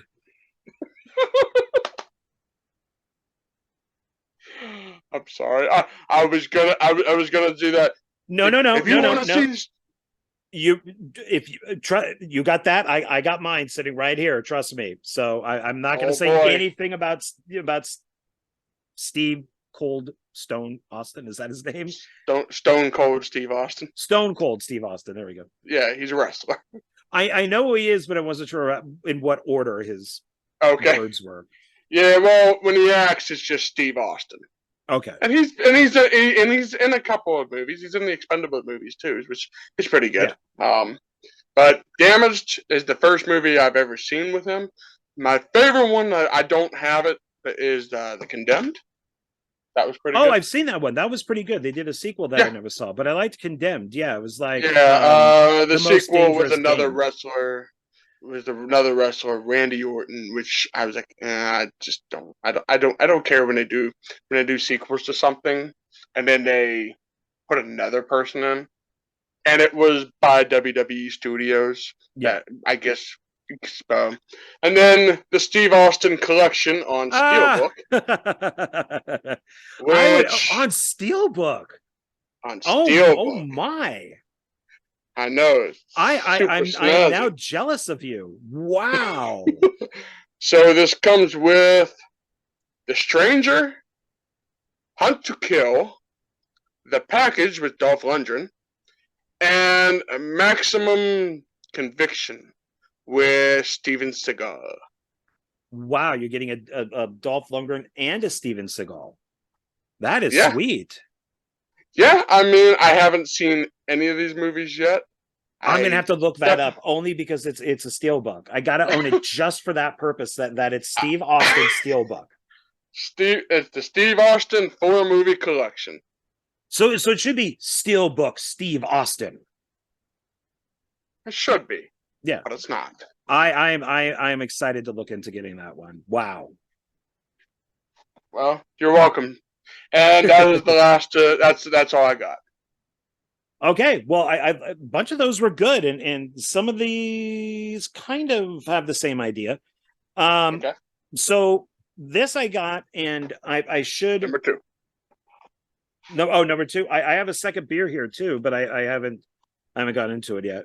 Well, I have to say, this episode of Film Discussion is brought to you by Dr. Pepper, Cherry, Zero Sugar, and Sam Adams. That would be fake news. Yeah. So you already showed the collection off, or most of the collection, but I don't own this on Blu-ray. I own it on DVD, and I kept it only on DVD because of its packaging, and that's the Terminator, and it's got this cool, yeah. Oh, nice. So I kept it for this. I mean, eventually I'll get it on Blu-ray, but it also just has a ton of special features on it, like interviews with Schwarzenegger and Cameron. It's got all that deleted footage. It's a great DVD, and so I just don't want to get rid of it. I mean, it even has like a booklet inside. I think that might be the reason why I kept the steelbook of RoboCop. Hold on, let me check it out. Oh, because it's got like a booklet. Some of these, if you get the Blu-ray, sometimes you got to keep the DVD because it's got stuff that you don't get. I mean, it's got like a whole. I mean, that's the only. This is the steelbook I have. The RoboCop. This is the DVD, but that's the only reason I kept it because it's a steelbook. It's the only reason I kept it. I've now ordered a few steelbooks. I got them for 2 of the Mission Impossible films, even though I own them on regular Blu-ray. I thought, oh, what the fuck? They're only $10. I'll buy them. Why not, right? If you can get steelbooks for cheap, why not? Yeah, I think I like them now. Especially that Steve Austin one. I got to get that. I'm very excited about that. That will like sit up displayed. I just cannot imagine a Steve Austin steelbook. I just can't. Like, who came up with that idea? I mean, it's so weird to me that him out of anybody would get that. But and then of course you already showed the GOAT, and now I'm going to show the GOAT, which is Nicolas Cage in Next. That's a good movie. Is that the one where he's the magician? Yeah, and he could see something like 30 seconds into the future. Yeah. But yeah, that was good. That's a good movie. I like that one. It's got Jessica Biel and Julianne Moore, so you get two hot women here, and it mostly it's Vegas, which is cool, or in the surrounding areas. So yeah, I dug it. I thought it was a good movie. I own a lot of his other movies, but I was trying to find something that was a little different. So this one breaks what I was trying to do, just with doing like the Bad Boys Die Hard thing. But I wanted 10. And this is, but it is an action movie, but it could be horror, or it could be vampire, and that's the original Underworld. There you go. And this is one I won't get rid of. It's the 2-disc unrated extended version, and it's got like this type of thing with the moon. Okay. And is that steelbook or is that regular DVD? It's regular DVD. Okay, because when I seen the artwork, I thought maybe it was a steelbook or something. Yeah, it's got everything in it. I mean, it's got a booklet, it's got the extended cut. It's got I didn't even know they did an extended cut of the first on the road. yeah, it's like over 30 minutes longer. Okay, yeah, I'll Like, definitely have to. I've seen the movie. I didn't know there was an extended cut. I'm gonna have to go track that down now. I hated the film when I first saw it. I saw it in the theater. It was like 90 minutes, and I'm like, this is garbage. And then this came out, and I'm like, well, let me check it out. And let's see if I can find it's 134 minutes. While the theatrical version, I So think, was only maybe I 90. did see the extended version And it's because got, because the version I saw was a little over 2 hours. yeah, so you saw The the only extended reason one. the only reason I know that is because I I had a this was back in the days when I was downloading movies. Shh, don't tell nobody. Um, and I had to literally, in order to fit the movie onto a burnt DVD so I can watch it, I had to edit out the credits just so I can get it onto a DVD. It was that bad. Well, this is what I mean. I think now this is the version that's standard. So if you pick up like the set, like the Blu-ray set, I think this is probably it. Okay. Now I got a steel book, another coming up here. Got another one, and that would be The Dark Knight. See, that's where I was trying to draw the line there. I said, do we include superheroes, or do we include war movies? You know what I mean? I don't know. I was there. There's a Blu-ray that I got from Dollar Tree. I think it has like 6 war films on it, but it's like Casualties of War, and it's all these like big action movies. Mm-hmm. I think they may be all like Warner Brothers action movies or something. And I was gonna put that in here, but I'm like, well, what if we do like a war video? That's what I was planning. I was like, I'm thinking in the future. I'm like, well, what if we do war movies one day? You know, what if we do this? Yeah. So, well, then the next one is questionable too, but I mean, it's action, but it is kind of a drama. Spoiler alert, guys. We're doing war movies at some point. Yeah. Those I may know less about, but I do like them. So, but yeah, and this is I own Batman Batman Begins and on regular DVD, and then this is the Blu-ray. I'm sorry, DVD Steelbook. I freaking own Batman Rises on Blu-ray. The worst out of the whole series. I really don't like that movie, and it's you don't like Bane. I don't mind Bane. He's fine. I just think the story sucks. It is such a lazy movie. I think his voice is too squeaky for me. I think they just didn't give a shit about it because everybody that was doing that was doing Man of Steel. And they were more focused on Man of Steel, but they were contracted to do a third Batman movie. So it's like, yeah, let's just wrap it up. Now my next one could be considered science fiction, but it is an action movie. And you had just watched recently Escape from New York. And this rumored, kind of been confirmed, was supposed to be Escape from New York 3. And it was Escape from Mars, but they changed it to Ghost of Mars. Oh, okay. And the Ice Cube, I do have that movie. was Snake Plissken. And he was going to be sent to the prison on Mars, and it was Escape from Mars. But that never happened. So he made Ghost of Mars, and I think this is a very underrated John Carpenter movie.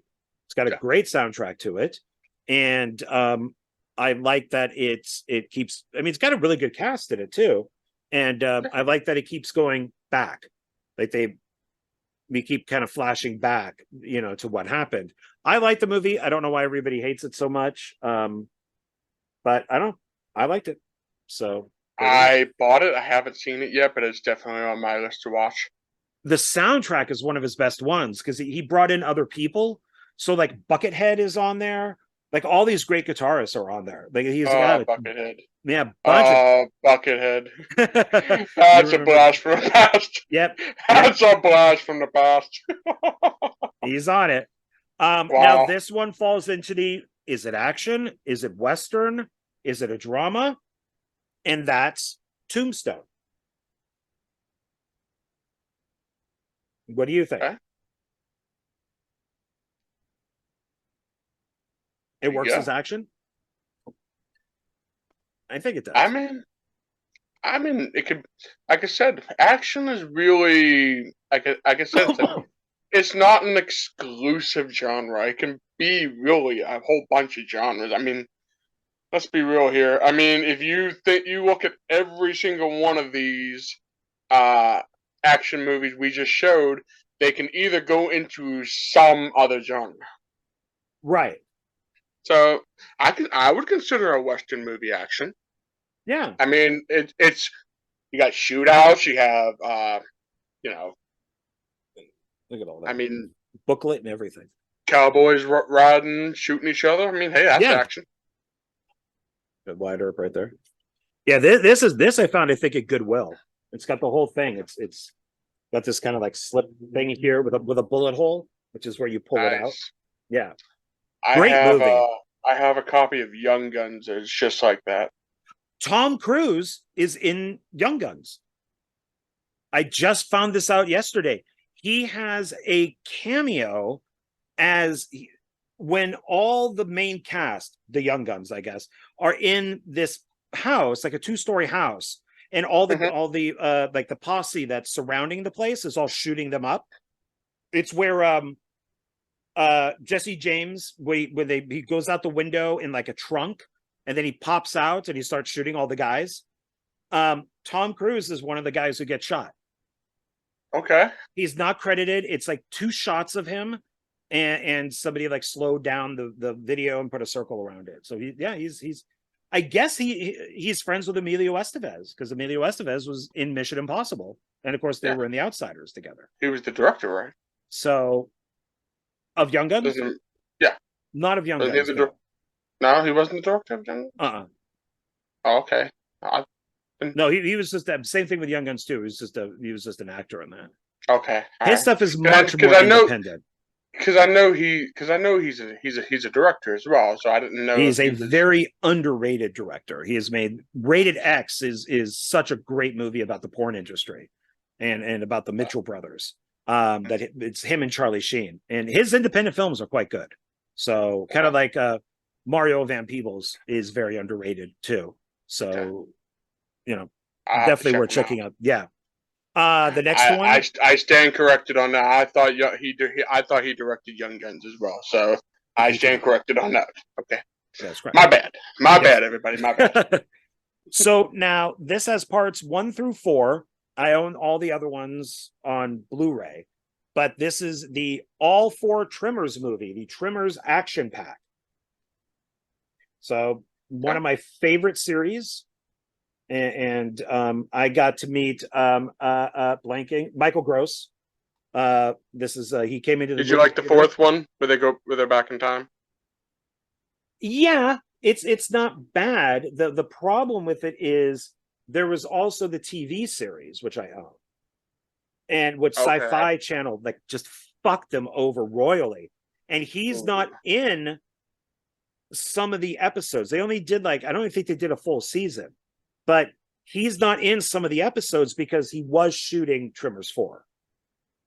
Okay. So I guess they were expected to do a second season, but the show isn't bad. The show's actually pretty good. Okay. But Sci-Fi really screwed him over. But I think that they are getting worse, because you would think with digital effects they could show the Trimmers more and stuff, and instead they just don't. It's almost like this one should have been where they didn't show the Trimmers that much because it was the first one and it's more expensive. So by the very last one with CGI, they could show more. But but you see a ton of the Trimmers in this, or the graboids, and then you barely see them in the other movies. Well, how many are they up to now? I want to say 7. 6 Who was 7. the last one? The last one took place on the island. No. Yes. Shrieker Island? Yeah, I think that was the last one. Yeah, then the one before that was when they were in the snow. Yeah. And that was the last one I've seen. I don't even know if I've seen, maybe. I'm not sure now. I think the last one I seen was the one where they were in the snow. I think that was the last one I seen. I didn't see Yeah, the and newest that one. was a disappointment because they weren't really in the snow. It was a mountain that had snow on it, but there was a lot of rock. So that was kind of disappointing. So because they really advertised it as being in the snow, and I was very excited. Now this is the one. This is my Stone, my Steve Austin one. Your Stone Cold Steve Austin. I am so happy with this, but I wish it was a steel book. But it's the 8-movie collection from Steven Seagal. Well, I kind of have I got one Steven Seagal movie. So I just found one with Van Damme that's 10 movies, which I'm going to pick up. There you go. But this one has like all the ones that nobody's heard of. So it's like Black Dawn, Out of Reach, Flight of Fury, Shadow Man, The Foreigner, which I believe is his first direct-to-DVD movie, Today You Die, Out for a Kill, and Urban Justice. So all of Steven Seagal's movies that Steven Seagal wants everyone to forget about. Pretty much, yeah. And he's very thin here too. This is from Sony. It's nice that they put all the posters and the stuff on back. Yeah. But I hate when they do this. They clump them all together on one thing. Yeah. So, that's why I prefer to get movies individually. I mean, if they thought of picking up one with the little holders. Yeah, well, it depends if they are like older movies, like movies from the 60s and 70s and stuff like that. Then yeah, I can kind of get behind the crappy quality because it's like, hey, it's an older movie. You're not getting necessarily great quality anyway, and sometimes they're more fun to watch. I mean. Quick little side note, I watched a Western movie that was on one of them 4-packs, and it literally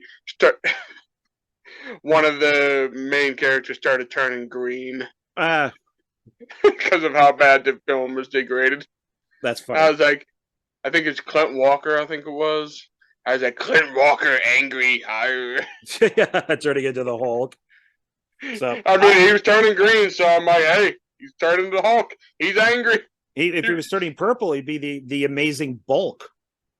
Speaking of David Sterling from earlier, but I love this stuff, so I'm glad that I got that. And then John, we weren't recording yet, so the audience doesn't know. We brought up David Sterling earlier, so so that's my reference. David, we love you, man. Oh yeah. So now I'd mentioned Die Hard a few times, and now here is the Die Hard collection. It goes up to Live Free or Die Hard. Sadly, I have the worst one on Blu-ray, which is A Good Day to Die Hard, which is the worst one. I've heard that's the best. That's the worst one. I've only seen the first two. Well, the problem is McClane has to get involved by mistake. He never causes it.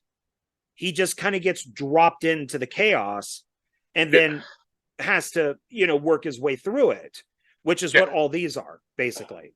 In A Good Day to Die Hard is he goes to find his son in Russia and causes the whole problem. And there are scenes in there where probably like thousands of innocent people die.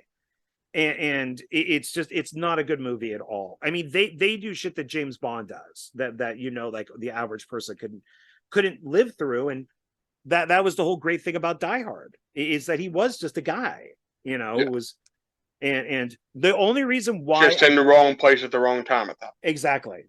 And the reason why I picked this up on DVD instead of Blu-ray, maybe that's changed, but you could only get Live Free or Die Hard, the R-rated version, on here. Okay. The Blu-ray was the PG-13 version, which I didn't understand. Okay. And the only difference between the two is he says yippee, he says the word fuck. So he goes yippee-ki-yay motherfucker in the R one, And in the PG one, he just says yippee-ki-yay. So it's one word that changed it from like PG-13 to R.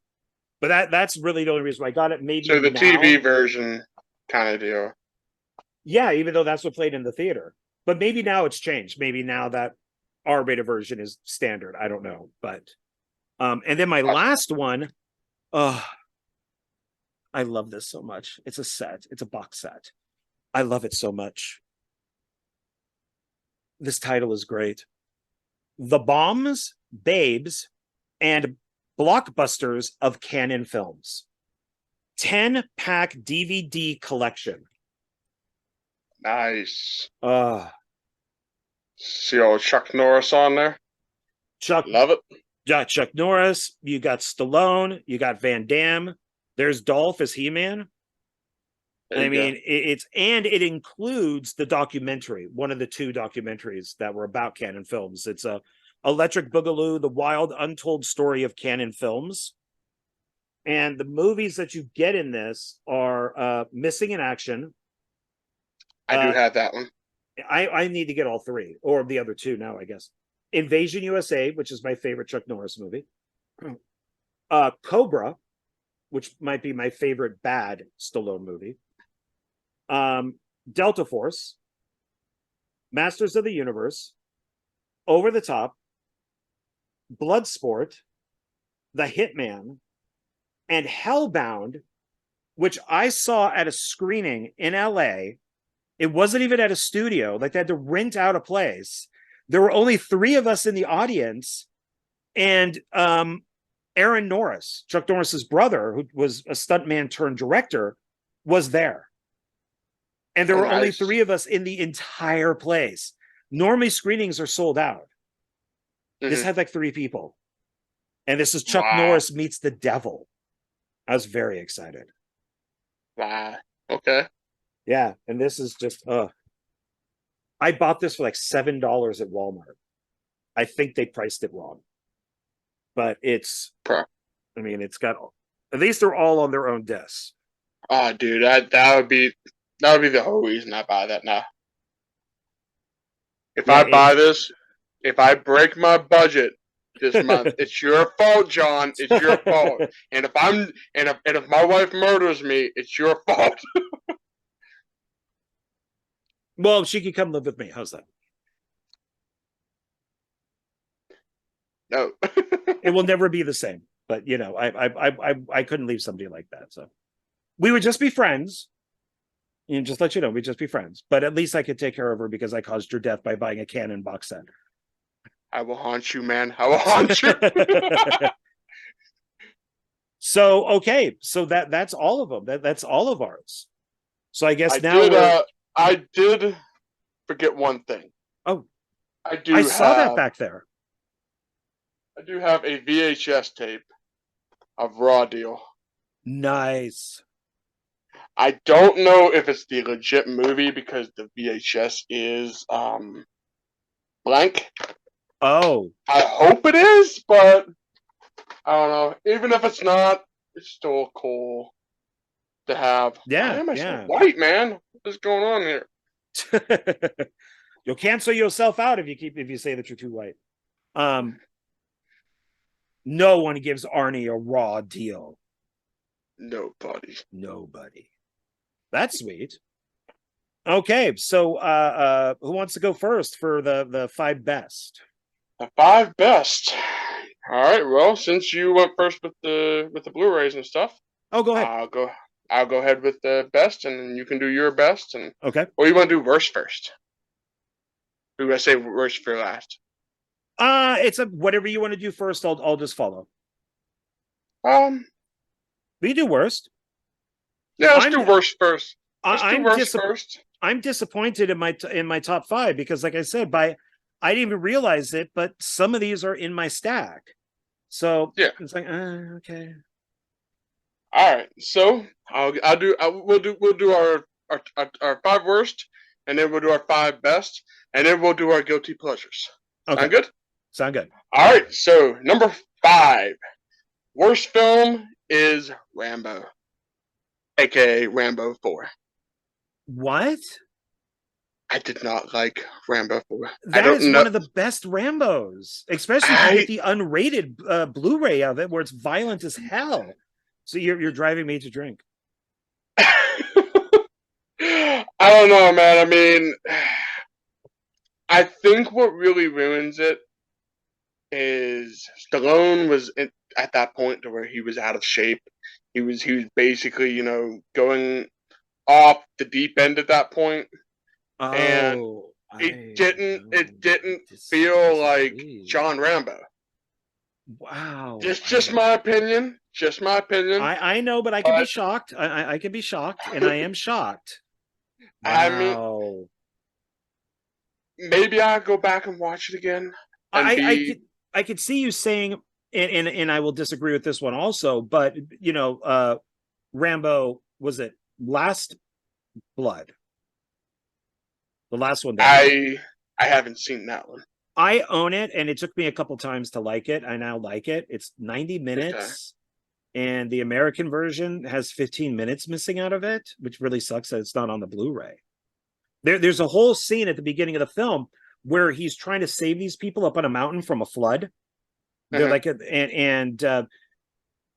they just, that's in the European version. Like, it's in the German version. I know that. And they didn't even add, like, you could see it on YouTube. It's like a bootleg, but they just cut it for some reason. Maybe because they see, that's what I hate. That's what I hate about. At least put it in the deleted scenes. But this is, if you want to talk about a Rambo film that doesn't feel like Rambo, that doesn't feel like Rambo. He's got short hair like Rocky now, but I guess he can't always have long hair. I mean, he would cut it at some point. Yeah, I don't know, man. I mean, I haven't seen the last one, so I can't comment on that one. But I don't know, man. After the first three, like the first three were so good, but then the fourth one just. I think what might have put it off is it feels so different from the first three. Like the first three was Stallone being action star, blowing people up. Fourth one was kind of him just being distant, just being everybody in part 4. Well, at first, at the end there he does, but then like at the beginning he's kind of like machine guns and missile launchers, and I think that to me part 3 is the worst. Because that's when Stallone really got his ego. And it was around that time period that he kind of thought like he was God of Hollywood. So, which is why in the film, he's at like a missionary and stuff like that. And, being like the white savior. So for me, if you were to watch like First Blood, then Rambo 2, or First Blood, Rambo 2. And then if you did Rambo 4, it would be a great trilogy. Yeah. But I mean, I that's why it's number 5, because it's not the worst one. Okay, I could still watch it. I just didn't. Out of all 3 Rambo movies, it would be my or the 4 I've seen, I should say. That was my least favorite. I would be interested to see what you would say after you see the last one to see maybe if they switch. Okay. Yeah, it is so un-Rambo. It's amazing. Well, maybe we can have a film discussion just on the Rambo series at some point. There we go. Yeah, that'd be interesting. There you go. All right, so number 4 is a movie called Aeon Flux. Charlize Theron is so hot in that movie. My God, is she amazing looking in that movie? Oh, I don't care if it's a bad film. I can watch her for almost 2 hours just in that movie alone. She is gorgeous. So at least you admit it's a bad film. It's not the animated series by far, but I haven't seen the animated series. I've only seen bits and pieces, but I think I've seen like a couple clips of it. But like I said, when I watched the whole reason I watched the movie, because I was like, hey, this is based on anime, and I would watch anything, and I should know from the next movie, which I'll talk about here in a minute. I should have learned my lesson from that, but I didn't. So Aeon Flux. Okay. Number 3, this hurts, and I have a physical copy of this. Dragon Ball Evolution. That is bad, but the soundtrack is really good. I own the soundtrack, but it is a bad movie that I will even say was whitewashed. Here's the problem. this is the sequel series. This is Dragon Ball Z. The original Dragon Ball is what this is based on, and it's almost like they never even watched the anime. Yeah, I watched it, but I haven't watched any of the anime. But I heard it was so bad. Yeah, like they completely like destroyed what the anime stood for, and it's like, I was so. You're like, put them up, you. The only reason, I guess, like the only reason I have it is because I'm a completist. The only reason, and I don't even have the first 5 seasons of Dragon Ball. So, and I call myself a completist. I am a fraud. No. Yeah. Pretty much. Number 2, Robin Hood from 2018. Is that the Russell Crowe? No, that is the one with Jamie Foxx. Robin Hood? Yeah. Do you have a physical? Can you show it? I don't have a physical. No, I got rid of it because it was so bad. With Jamie Foxx? Is he Robin Hood? No, he plays the Muslim guy. He's the Muslim guy. I don't remember. I gotta look this up then. It's from 2018. Jamie Foxx, Robin Hood. Do I know this? Oh, this one. Okay. This is the one where they kept saying, okay, just stop making Robin Hood movies. Like it's just not working. Okay, yeah. I do remember this, but I've never seen it. Okay. Don't waste your time. It was terrible. Okay. And number 1.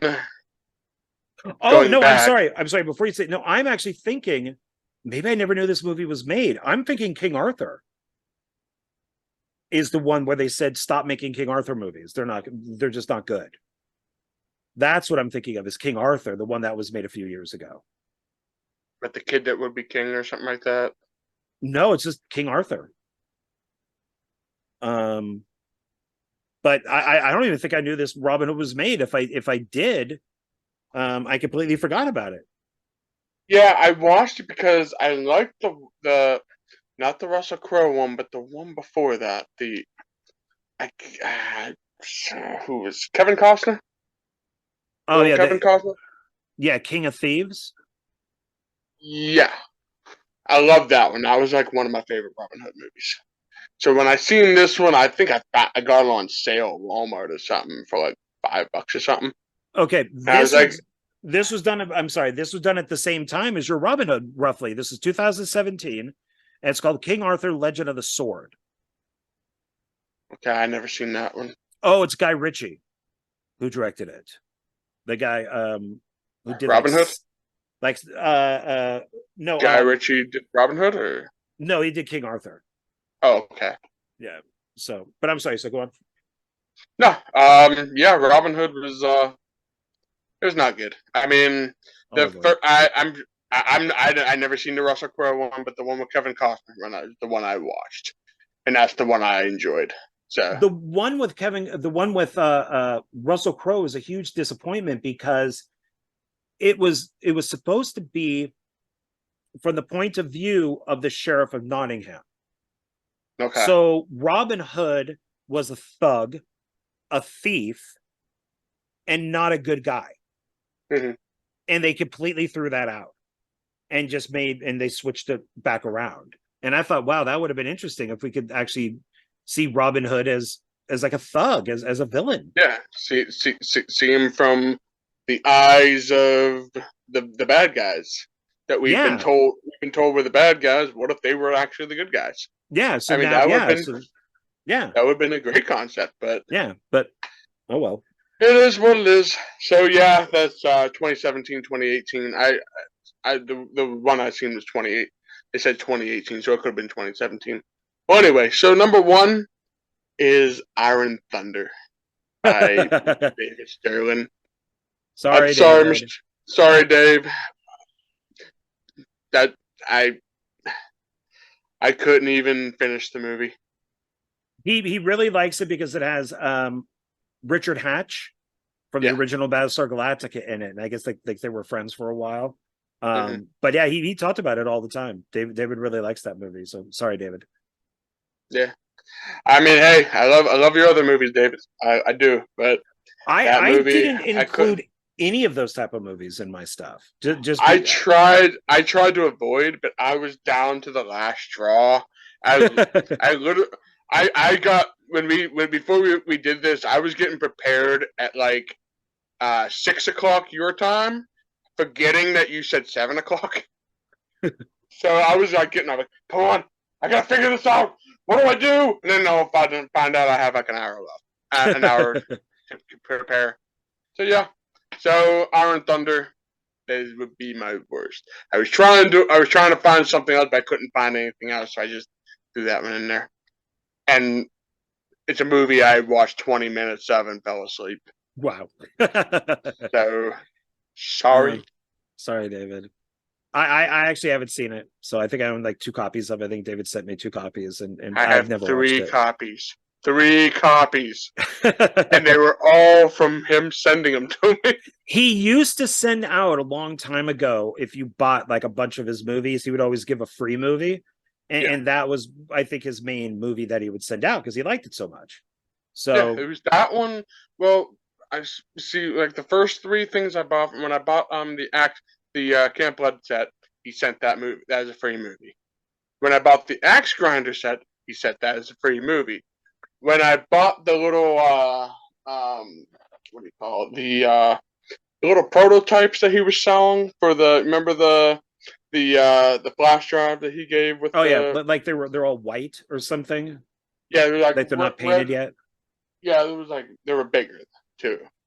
They're like prototypes. Well, there was the Camp Blood clown was like this big, and then he had the 2-headed axe grinder that was like twice its size. I don't know where it's at right now, but I would show it to you, but I don't know where it's at. So I think I know what you're talking about. Yeah, well, I'll show it to you some other time. But yeah, when he gave me that, he sent me, surprise, surprise, a 3rd copy of Iron Thunder, and he gave me another one, I think Escape from the Planet of the Apes or something like that, or what are the 8 movies that he made? Escape from the Empire of the Apes. I made the mistake of saying what you just said, and he didn't like that. It's like copyright. Sorry, Dave. Sorry, Dave. So for my 5 worst, I'm starting from 1 down to 5 because for me, 1 is the worst, and 5 would be the best, but it's still the worst. I kind of just put them down here from memory, and so I figure if I remember the first one, that must be the worst one. So so I have Speed 2, Cruise Control. I think is never seen it, so I can't comment on that. It is so fucking so horrible. It's not even like fun bad. I mean, there's a reason why Keanu Reeves didn't do it. So, you know, which from what I understood got him blacklisted from Hollywood for years. You know, it's 20th Century Fox, and he was supposed to do it, then he pulled out. Next one, I hate this movie. I hate this movie. Maybe it should be number 1, but Jurassic World Dominion, the newest one. I hate this movie, and I thought Fallen Kingdom was bad. And Fallen Kingdom is like Citizen Kane compared to this. This is Dominion is garbage. It is so bad. I've only seen Jurassic World, and I wasn't the biggest fan of Jurassic World, so I didn't even bother to watch the Fallen Kingdom or Dominion. Maybe someday, maybe I will go and watch them. I kind of don't want to. I really enjoyed Jurassic World. I really like it. It's one of my favorite ones out of the series. So I was excited about Fallen Kingdom, and then they killed they had a brontosaurus drowned at the beginning of the movie as the island is being destroyed by a volcano, and that made me very sad, and a lot of people did not like that. And from there it just was not good. But it's really good compared to Dominion, which is just garbage. It's I can't believe this is what they thought people wanted. Dinosaurs take a back seat. Like they're barely in the movie. So it's just bad. The remake of Rollerball, which Never seen you either, so I can't comment on that. it's done by the direct John McTiernan, who did Die Hard. And I think he was going to do something else, but then it got canceled, and then he went into the vaults of MGM, and they said, "We'll pick a movie to remake," and he picked Rollerball. Rollerball is a 1970s movie with James Caan, and it takes place in the future, like Logan's Run and stuff, and it's like the big game, and it's all about politics. It's a really violent game, but it's all about politics within the game. And Okay. I loved it. It's very 1970s gloom. Like all the movies it's in like the 70s were really about gloom, Yeah. Soylent Green, Omega Man, Logan's, all that stuff. And Yeah. it's a great film. And apparently they had no freaking idea what they were doing when they remade it. It is literally one of the worst films I've ever seen. It's one of the worst remakes I've ever seen. And it's also horribly casted too. It's just bad. Um, and here's a movie I turned off. So you and I have something in common on this video. Escape Plan 2, Hades. That's the Stallone movie where in the first Escape Plan, it was him and Schwarzenegger. Okay. And then that did really well. So then he made like two, he was supposed to do 2 and 3 back to back. And it's Stephen Okay. C. Miller was directing the second one. And I'm friends with him on Facebook. So if he happens to watch this at all, I'm sorry, but this is what I've heard is Stallone fired him, brought in somebody else, but he got credit for the movie. And Stallone has been quoted as saying it's the worst film experience he's ever had. And I turned it off because Stallone is not the one in prison trying to escape. It's one of his guys. And it seems like he was there for like a couple days. And he just kind of did everything from like a computer screen, and he would just talk to the guy in prison. And it was boring as hell. And it's just like I want this because I want to see. That's the whole idea of Escape Plan is Stallone puts himself in the world's toughest prison to get out of. And in this one, he's not even the guy in the prison. And then they made a third one, which I never watched. Now I did find for like $8, I think at Target, the Blu-ray with parts 1 through 3 on it. So I figured, why not? I like the first one. I'll give the second one maybe a chance down the road, and I've never seen the third one. Yeah. But I bought it because it was so cheap and it had all 3. So, but it's one of the few films I've turned off. Nah. And this is one that I've already mentioned. It takes a long time. It takes a lot for me to turn a movie off. I mean, it has to either be so boring that I'm falling asleep, or it's just brutally unwatchable, or it makes no flipping sense. And Yeah. so far, there's only been 3 so far as 3 movies I've ever done. Not trying to pick on Dave, so I'm going to leave that one alone. So, a movie called There Be Dragons has nothing to do with dragons. First of all, it's supposed to be about a war movie, but it really makes it's so convoluted. It's like trying to be one story, and then it goes to another story, and it's like just garbage. And the other one was The Unholy, which was not a good movie whatsoever. The one from like the 80s with Ben Cross? No. Maybe it wasn't The Unholy. I mean, there might be another Unholy. I forget. I know I can see the DVD cover. Maybe I'm not sure. But it was one. It was basically a movie with it was the dude from Buffy the Vampire Slayer. I guess he was him after he quit playing Buffy,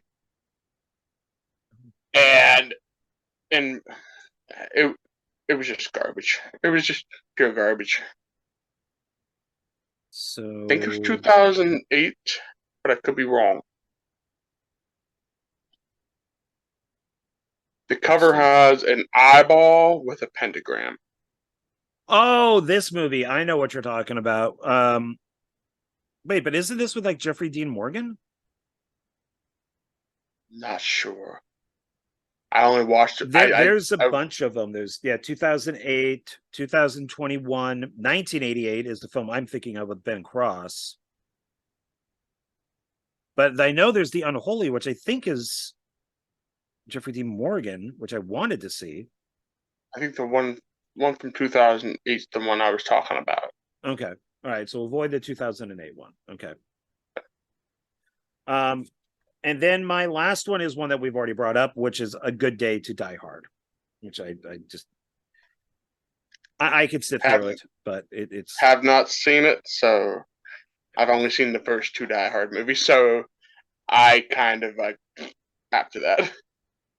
I mean, they're worth watching. I just don't. I can't imagine that Bruce Willis would not understand the character by now. So, okay, so that's my five worst. So now we're gonna go into best, five best. You can. Okay, go. So go ahead. All right. So my starting from number 5 down to number 1. Number 5 is Mad Max. Okay. Mad Max was good. I enjoyed it. It was for a 2-hour movie. It takes a lot for me to watch 2 hours anymore, but for a 2-hour movie, it did not feel like 2 hours. It was like, it moved. So that's what I like about movies. I can't stand 2-hour movies or start off slow. And then it starts off with that great chase scene with the toe cutter. So, So Mad Max is number 5. No, not the toe cutter. Is it the toe cutter? I think it's the toe cutter. This is the guy's name. But yeah. Okay. Number 4, First Blood, Rambo 1. Okay. So I love the campiness of it. I love how it's basically him trying to come back. They don't want him. They don't want him to stay in the village in the town. He comes back anyway, and just all hell breaks loose. I love those kinds of movies. Yeah, it's a great movie. It's a good thing they didn't have him die at the end, like they originally did, like they did in the book. Yeah. So because he gets killed at the end. In the book, yeah. And in the movie, they shot it, and then they test screened it, and people said no, he should live, and so they reshot it with him living, with him getting arrested. Yeah. So, and then they had First Blood Part 2, picking up where that left off. Yeah. So, all right, number 3, Lethal Weapon 2. 2? Really? You don't like 2? No, I thought 2 is the most generic, one of the most generic action movies ever made. Really? And I hate that they tied in his wife's murder with like the Russians that were there, and like haha, we've been watching you all along, we killed your wife. And it's like, oh, fuck, really? And then at the beginning he dislocates his shoulder, and like, oh, foreshadowing, he's going to do that at the end of the movie. And then the stupid guy stands up there with his badge going diplomatic immunity, and then of course he gets shot to shit. And no, I think 3 and 4 are much better than 2. I'm sorry, but that's I think the whole reason I like the diplomatic immunity part. I was like, diplomatic immunity. Okay, I mean, it's so memorable. You're allowed. Hey, and it's sad because every movie I have on my top 5 are also movies I've shown, except for number 1. So number 2 is, surprise, surprise, RoboCop. Okay. The original, not the remake. I haven't seen the remake. The original. Yes. So, and number 1 is, you mentioned, I watched it earlier, Escape from New York. Ah, there you go. That is a great movie. The only reason I have those Escape from New York and RoboCop as my number 2, as number 1 and number 2, is because I never had movies I've actually kind of wanted to do a ripoff of. Well, there you go. So, I got to see John Carpenter live in concert. He came out Nice. here for a Halloween. Yeah, and he did a like his son was with him and some other people, but he I think it was like a 3-person thing. And yeah, and he did all the themes, you know, every theme out there, including some new stuff that he did. So that was pretty Nice. fun. Yeah. Awesome. Um, so my list lets me down. So, but some of this is true. So it's like I had to put it. So the Terminator, I think, is the greatest action movie ever made, the original. It is probably my favorite science fiction film, my favorite action film, my favorite cyborg film. The Yeah. soundtrack is great. I actually used to fall asleep to it because Okay. it's just got that beat that keeps going through it. Okay. Um I've I think it is by far one of the greatest movies ever made. Ah, okay. Yeah. The next one would be The Road Warrior, which kind of in a way changed my life when I saw it, because then I just became that Mel Gibson fanatic. My mom bought me a car at the time that kind of looked like the car from The Road Warrior. I got the white streak in my hair and started like shaving my hair down to look more like his from the movie. And I was just a Okay. massive Mel Gibson fan for 10, 15 years until he just went nuts. And then it was just like, yeah, okay, I'm done. The next one is one that I did not. Well, no, I did show this. I showed all of these. Raiders of the Lost Ark. I think is I mean, just a lot of these films also are all movies that people just ripped off, like the Italians and the Japanese and the Spanish, and all these people ripped off Terminator and Road Warrior and Raiders. They all did their own versions of them. I do have Top Gun Maverick on here because I can just endlessly watch that over and over and over again. There you go. I am going to swap out the last one. What can I swap it out with as far as action goes? I mean, I could say Jaws. Jaws would be in there. Jaws is in my top 5. So if we consider that an action movie, I mean, it could be Jaws. I was going to put Star Wars in, but the original. But I thought, no, we did science fiction. I didn't want to do that. What can I swap out? What can I swap out? I got a ton of movies behind me. I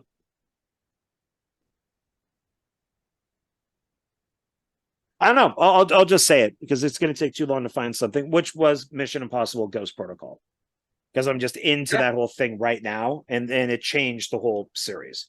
So I'm just a little disappointed with that because I actually didn't look at both. I wish my top 5 was different than all the movies I showed.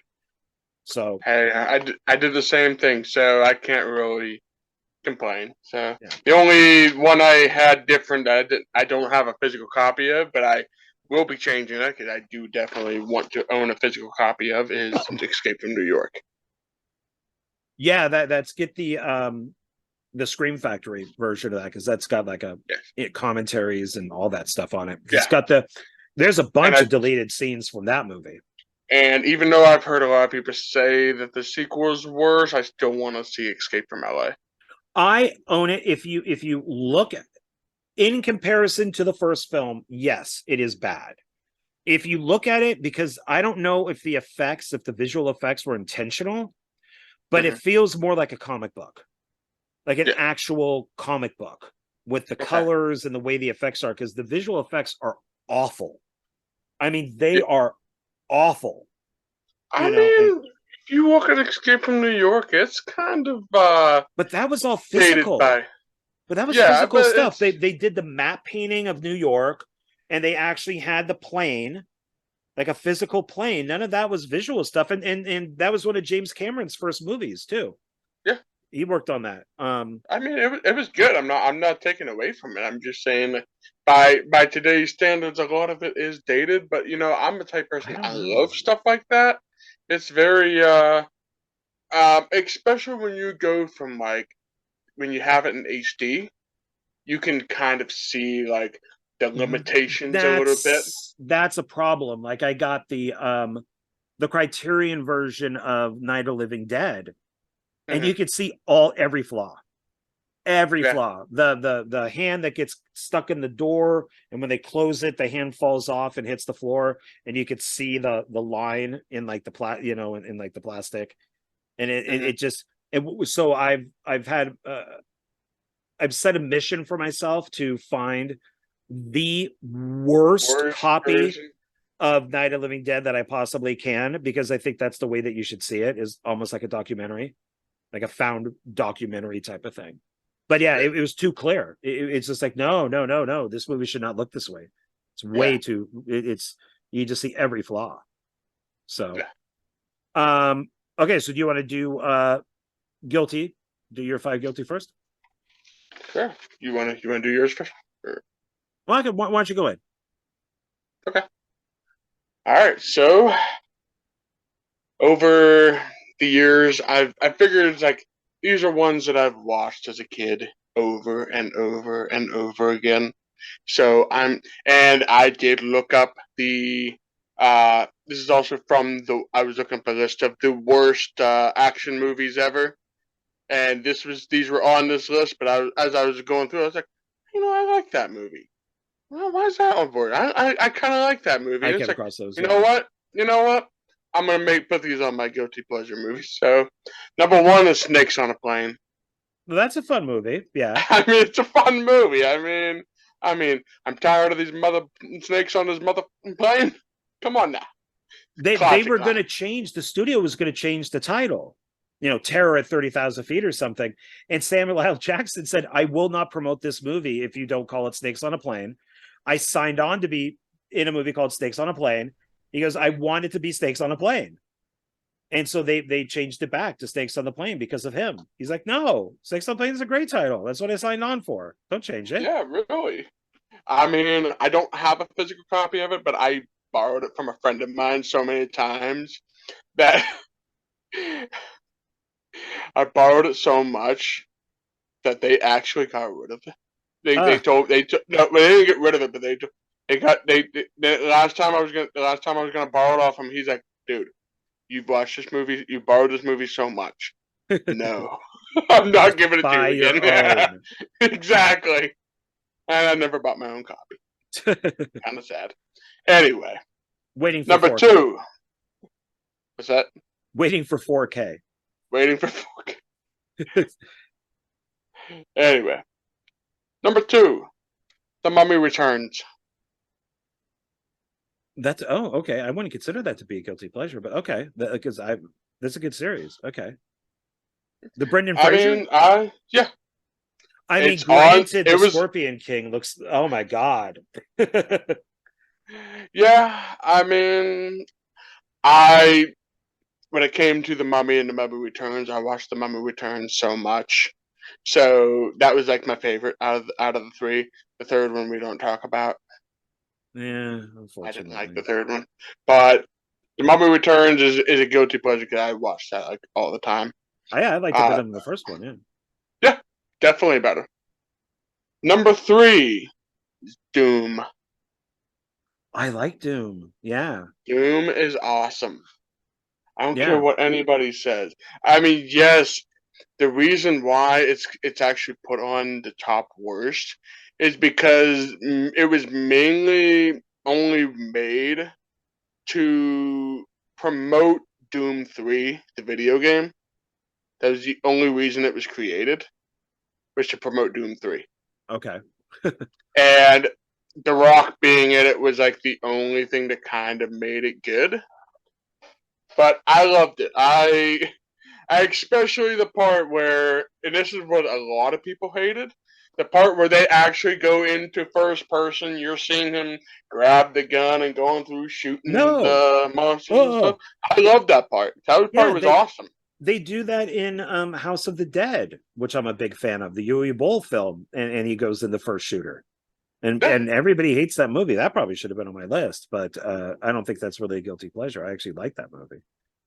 Yeah. So I mean, and then I'm just gonna put 4 and 5 together.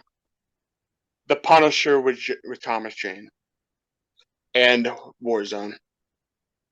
I I like Thomas Jane, but I wasn't a fan of the film. I thought it was dull. I know that it's based on a graphic novel, It's kind of like an alternate universe type of Punisher. I did like Warzone, and it's sad that Ray Stevens just died. They just passed away. Oh yeah. Yeah, so because he was in other Marvel stuff too, but I thought he was a good Punisher, and I liked Warzone. I thought that was a good film. Yeah, I mean, when I first watched it, I watched the first one the one with Thomas Jane so much. Um, like I said, it's that's why I consider it a guilty pleasure. 'Cause it's not a good movie. It's really not, but I enjoyed it. I mean, mainly because John Travolta was the bad guy. I think John Yeah, Travolta does a good job as the bad guy. And Warzone with the guy with getting his face all cut up and stuff. That was Jigsaw, which I'm surprised they didn't change the name because of Saw, but that is his actual name in the yeah, comic. yeah. So, My but my yeah, guilty pleasure out of those would probably be the Dolph Lundgren Punisher. I have not seen the Dolph Lundgren Punisher, but I do want to see it. There's I've like seen it two a different few copies. times. Yeah, There's like two different cuts of it, I think. there's like a 2 hour version, and then there's like a or close to 2 hours, and then there's the theatrical where they cut out all of his past, so they only show it in like flashback. But there is a whole thing of him with Louis Gossett Jr. with his family. You see his family blow up. They cut all that out. Oh, okay. I think the footage is out there, but I think there is like a they have two cuts of the film. There's the theatrical version, and there's I think it's the European cut. I think it's called something along them lines. And that one's the extended cut with like all the we get screwed on all that stuff. I mean, I know, right? Like Cyborg is the Albert Pune film. I actually had to get from Albert Pune Slinger, which is the original cut of the movie, which is longer and like a different film. And like nobody's releasing it. They only release Cyborg, with Van Damme, which is fine. It's still a good film, but overseas you can get that stuff. Yeah, sucks. So that's why I'm actually considering getting like a region-free Blu-ray player or something, just so I can get some of these movies from overseas that we can't watch over here. You know what I mean? Yeah.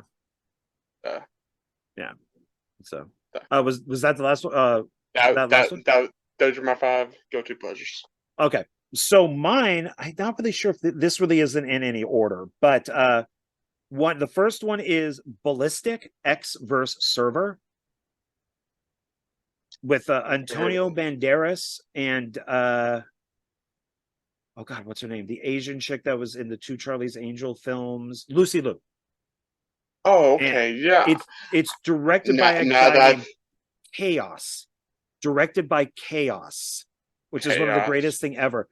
This is one of the greatest bad movies ever made because they've screened it under the title X vs. Server, and it's X, not like the letter X, but it's ECKS X. I may not be completely pronounced like X, but I keep putting an X in there instead of a K. But they screened it under that title. People said, no, we don't like that title. So they changed it to Ballistic, but they still kept the title, Ballistic X for Server. And it is one of the craziest, most insane films that makes absolutely no sense. And I freaking love it. Highlander 2, The Quickening, which nobody likes but me. And I like the theatrical version that's 90 minutes, that's cut the shit, because it still takes place on their home planet of Zeist. And while the other ones, like the Renegade version and the director's cut and all that, they've changed it to where it takes place on Earth in the past, which makes absolutely no sense. So and the only way of getting the theatrical version is on VHS, or if you find like a torrent or something of it. So I have the VHS version of it, plus all the other ones too. All the Highlander stuff. I have fought this, and I will continue the fight. Batman and Robin is better than Batman Forever. Batman Forever is so chopped up that the movie makes no sense. Jim Carrey is just playing Jim Carrey. He's not the Riddler. He's just Jim Carrey, even when he's not the Riddler. And Tommy Lee Jones is not Two-Face. It's just that simple. They just aren't. But in Batman and Robin, Poison Ivy is Poison Ivy.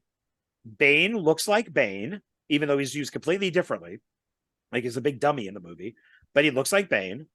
And Mr. Freeze looks like Mr. Freeze. And I thought Schwarzenegger did a good job. Nice. Everything fleezes. I liked Batman and Robin, and then you also got Alicia Silverstone looking hot as Batgirl. So it's like I like the film. I think it's not as good, obviously, as the first two, but I do think it's better than Batman Forever, and I'd rather watch Batman and Robin over Batman Forever. So True enough. True enough. My next one would be I liked all four of them, so I can't rule. I mean, I can agree with you. I like Batman Forever, even though when you look at the whole story of Batman and Robin, it's basically a 2-hour toy commercial because they were basically trying to. Yeah. So I mean, hey, had to promote them toys somehow. I think that Michael Keaton is a good Bruce Wayne and Batman, and I thought that George Clooney was a good Bruce Wayne, but not necessarily a great Batman. But I think Val Kilmer wasn't good as either. He doesn't have the chin or the jawline that you need for the cowl. Who played him in Batman and Robin? George Clooney. George Clooney, okay. And he gave up, which was really frustrating. Is he did Batman and Robin, but he was going to do the Green Hornet.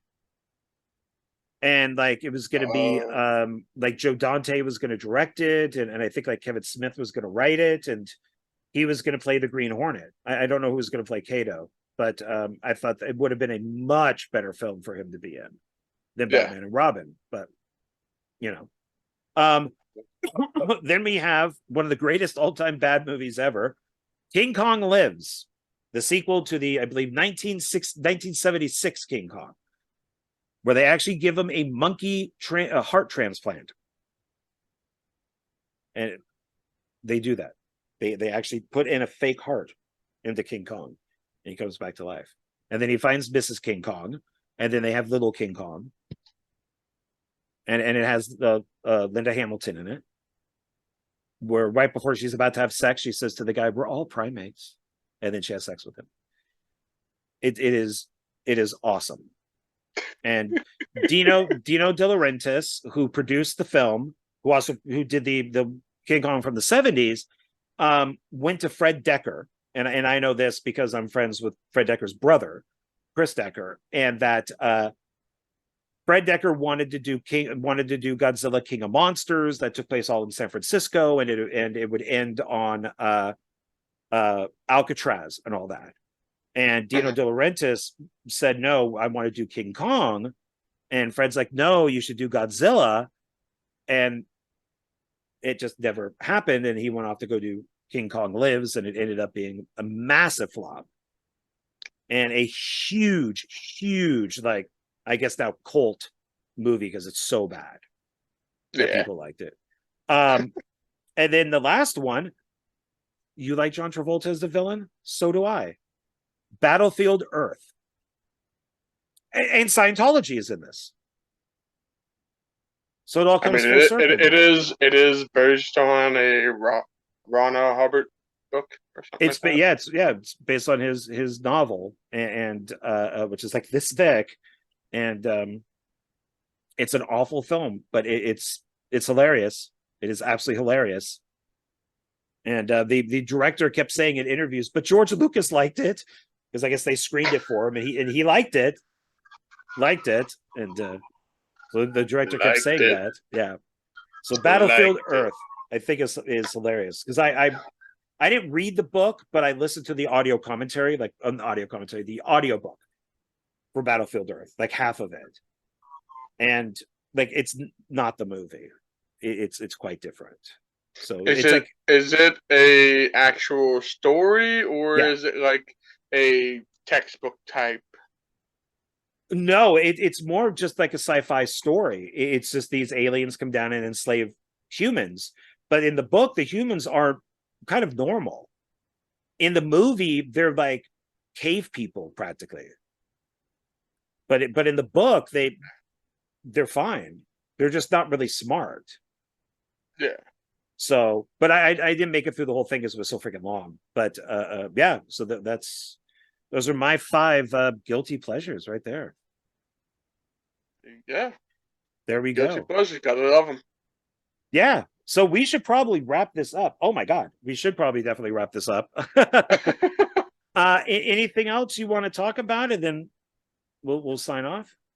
I think we pretty much touched on everything. Action movies are awesome. You should Yeah. watch them. Yeah, go out, get a pizza, grab yourself a beer, or what do you have there? The Dr. Pepper, or grab a Dr. Pepper. Dr. Pepper's zero sugar. Zero sugar. Cherry. So yeah. The best All right. the best Dr. Pepper ever. Not a sponsor. I should try that. But a Dr. Pepper. But a Dr. Pepper. If you want to sponsor us, hit us up. There you go. Yep. Who knows? Maybe somebody who works at Dr. Pepper will watch this, or Sam Adams. I would have no problem with getting some free beer from you. So since it's the only beer I drink, I will not drink any other beer than Sam Adams. If I'm only forced to, I drink other beer. So okay. So if we're done, which I think we are, I think we should say goodbye to everybody, and I think we've definitely have crammed enough stuff in this for our episode coming back. So yeah. Now we just have to think of what's for next month. All right, we'll figure it out. I think movies with hookers. Lots of movies with hookers, I think, would be good. No?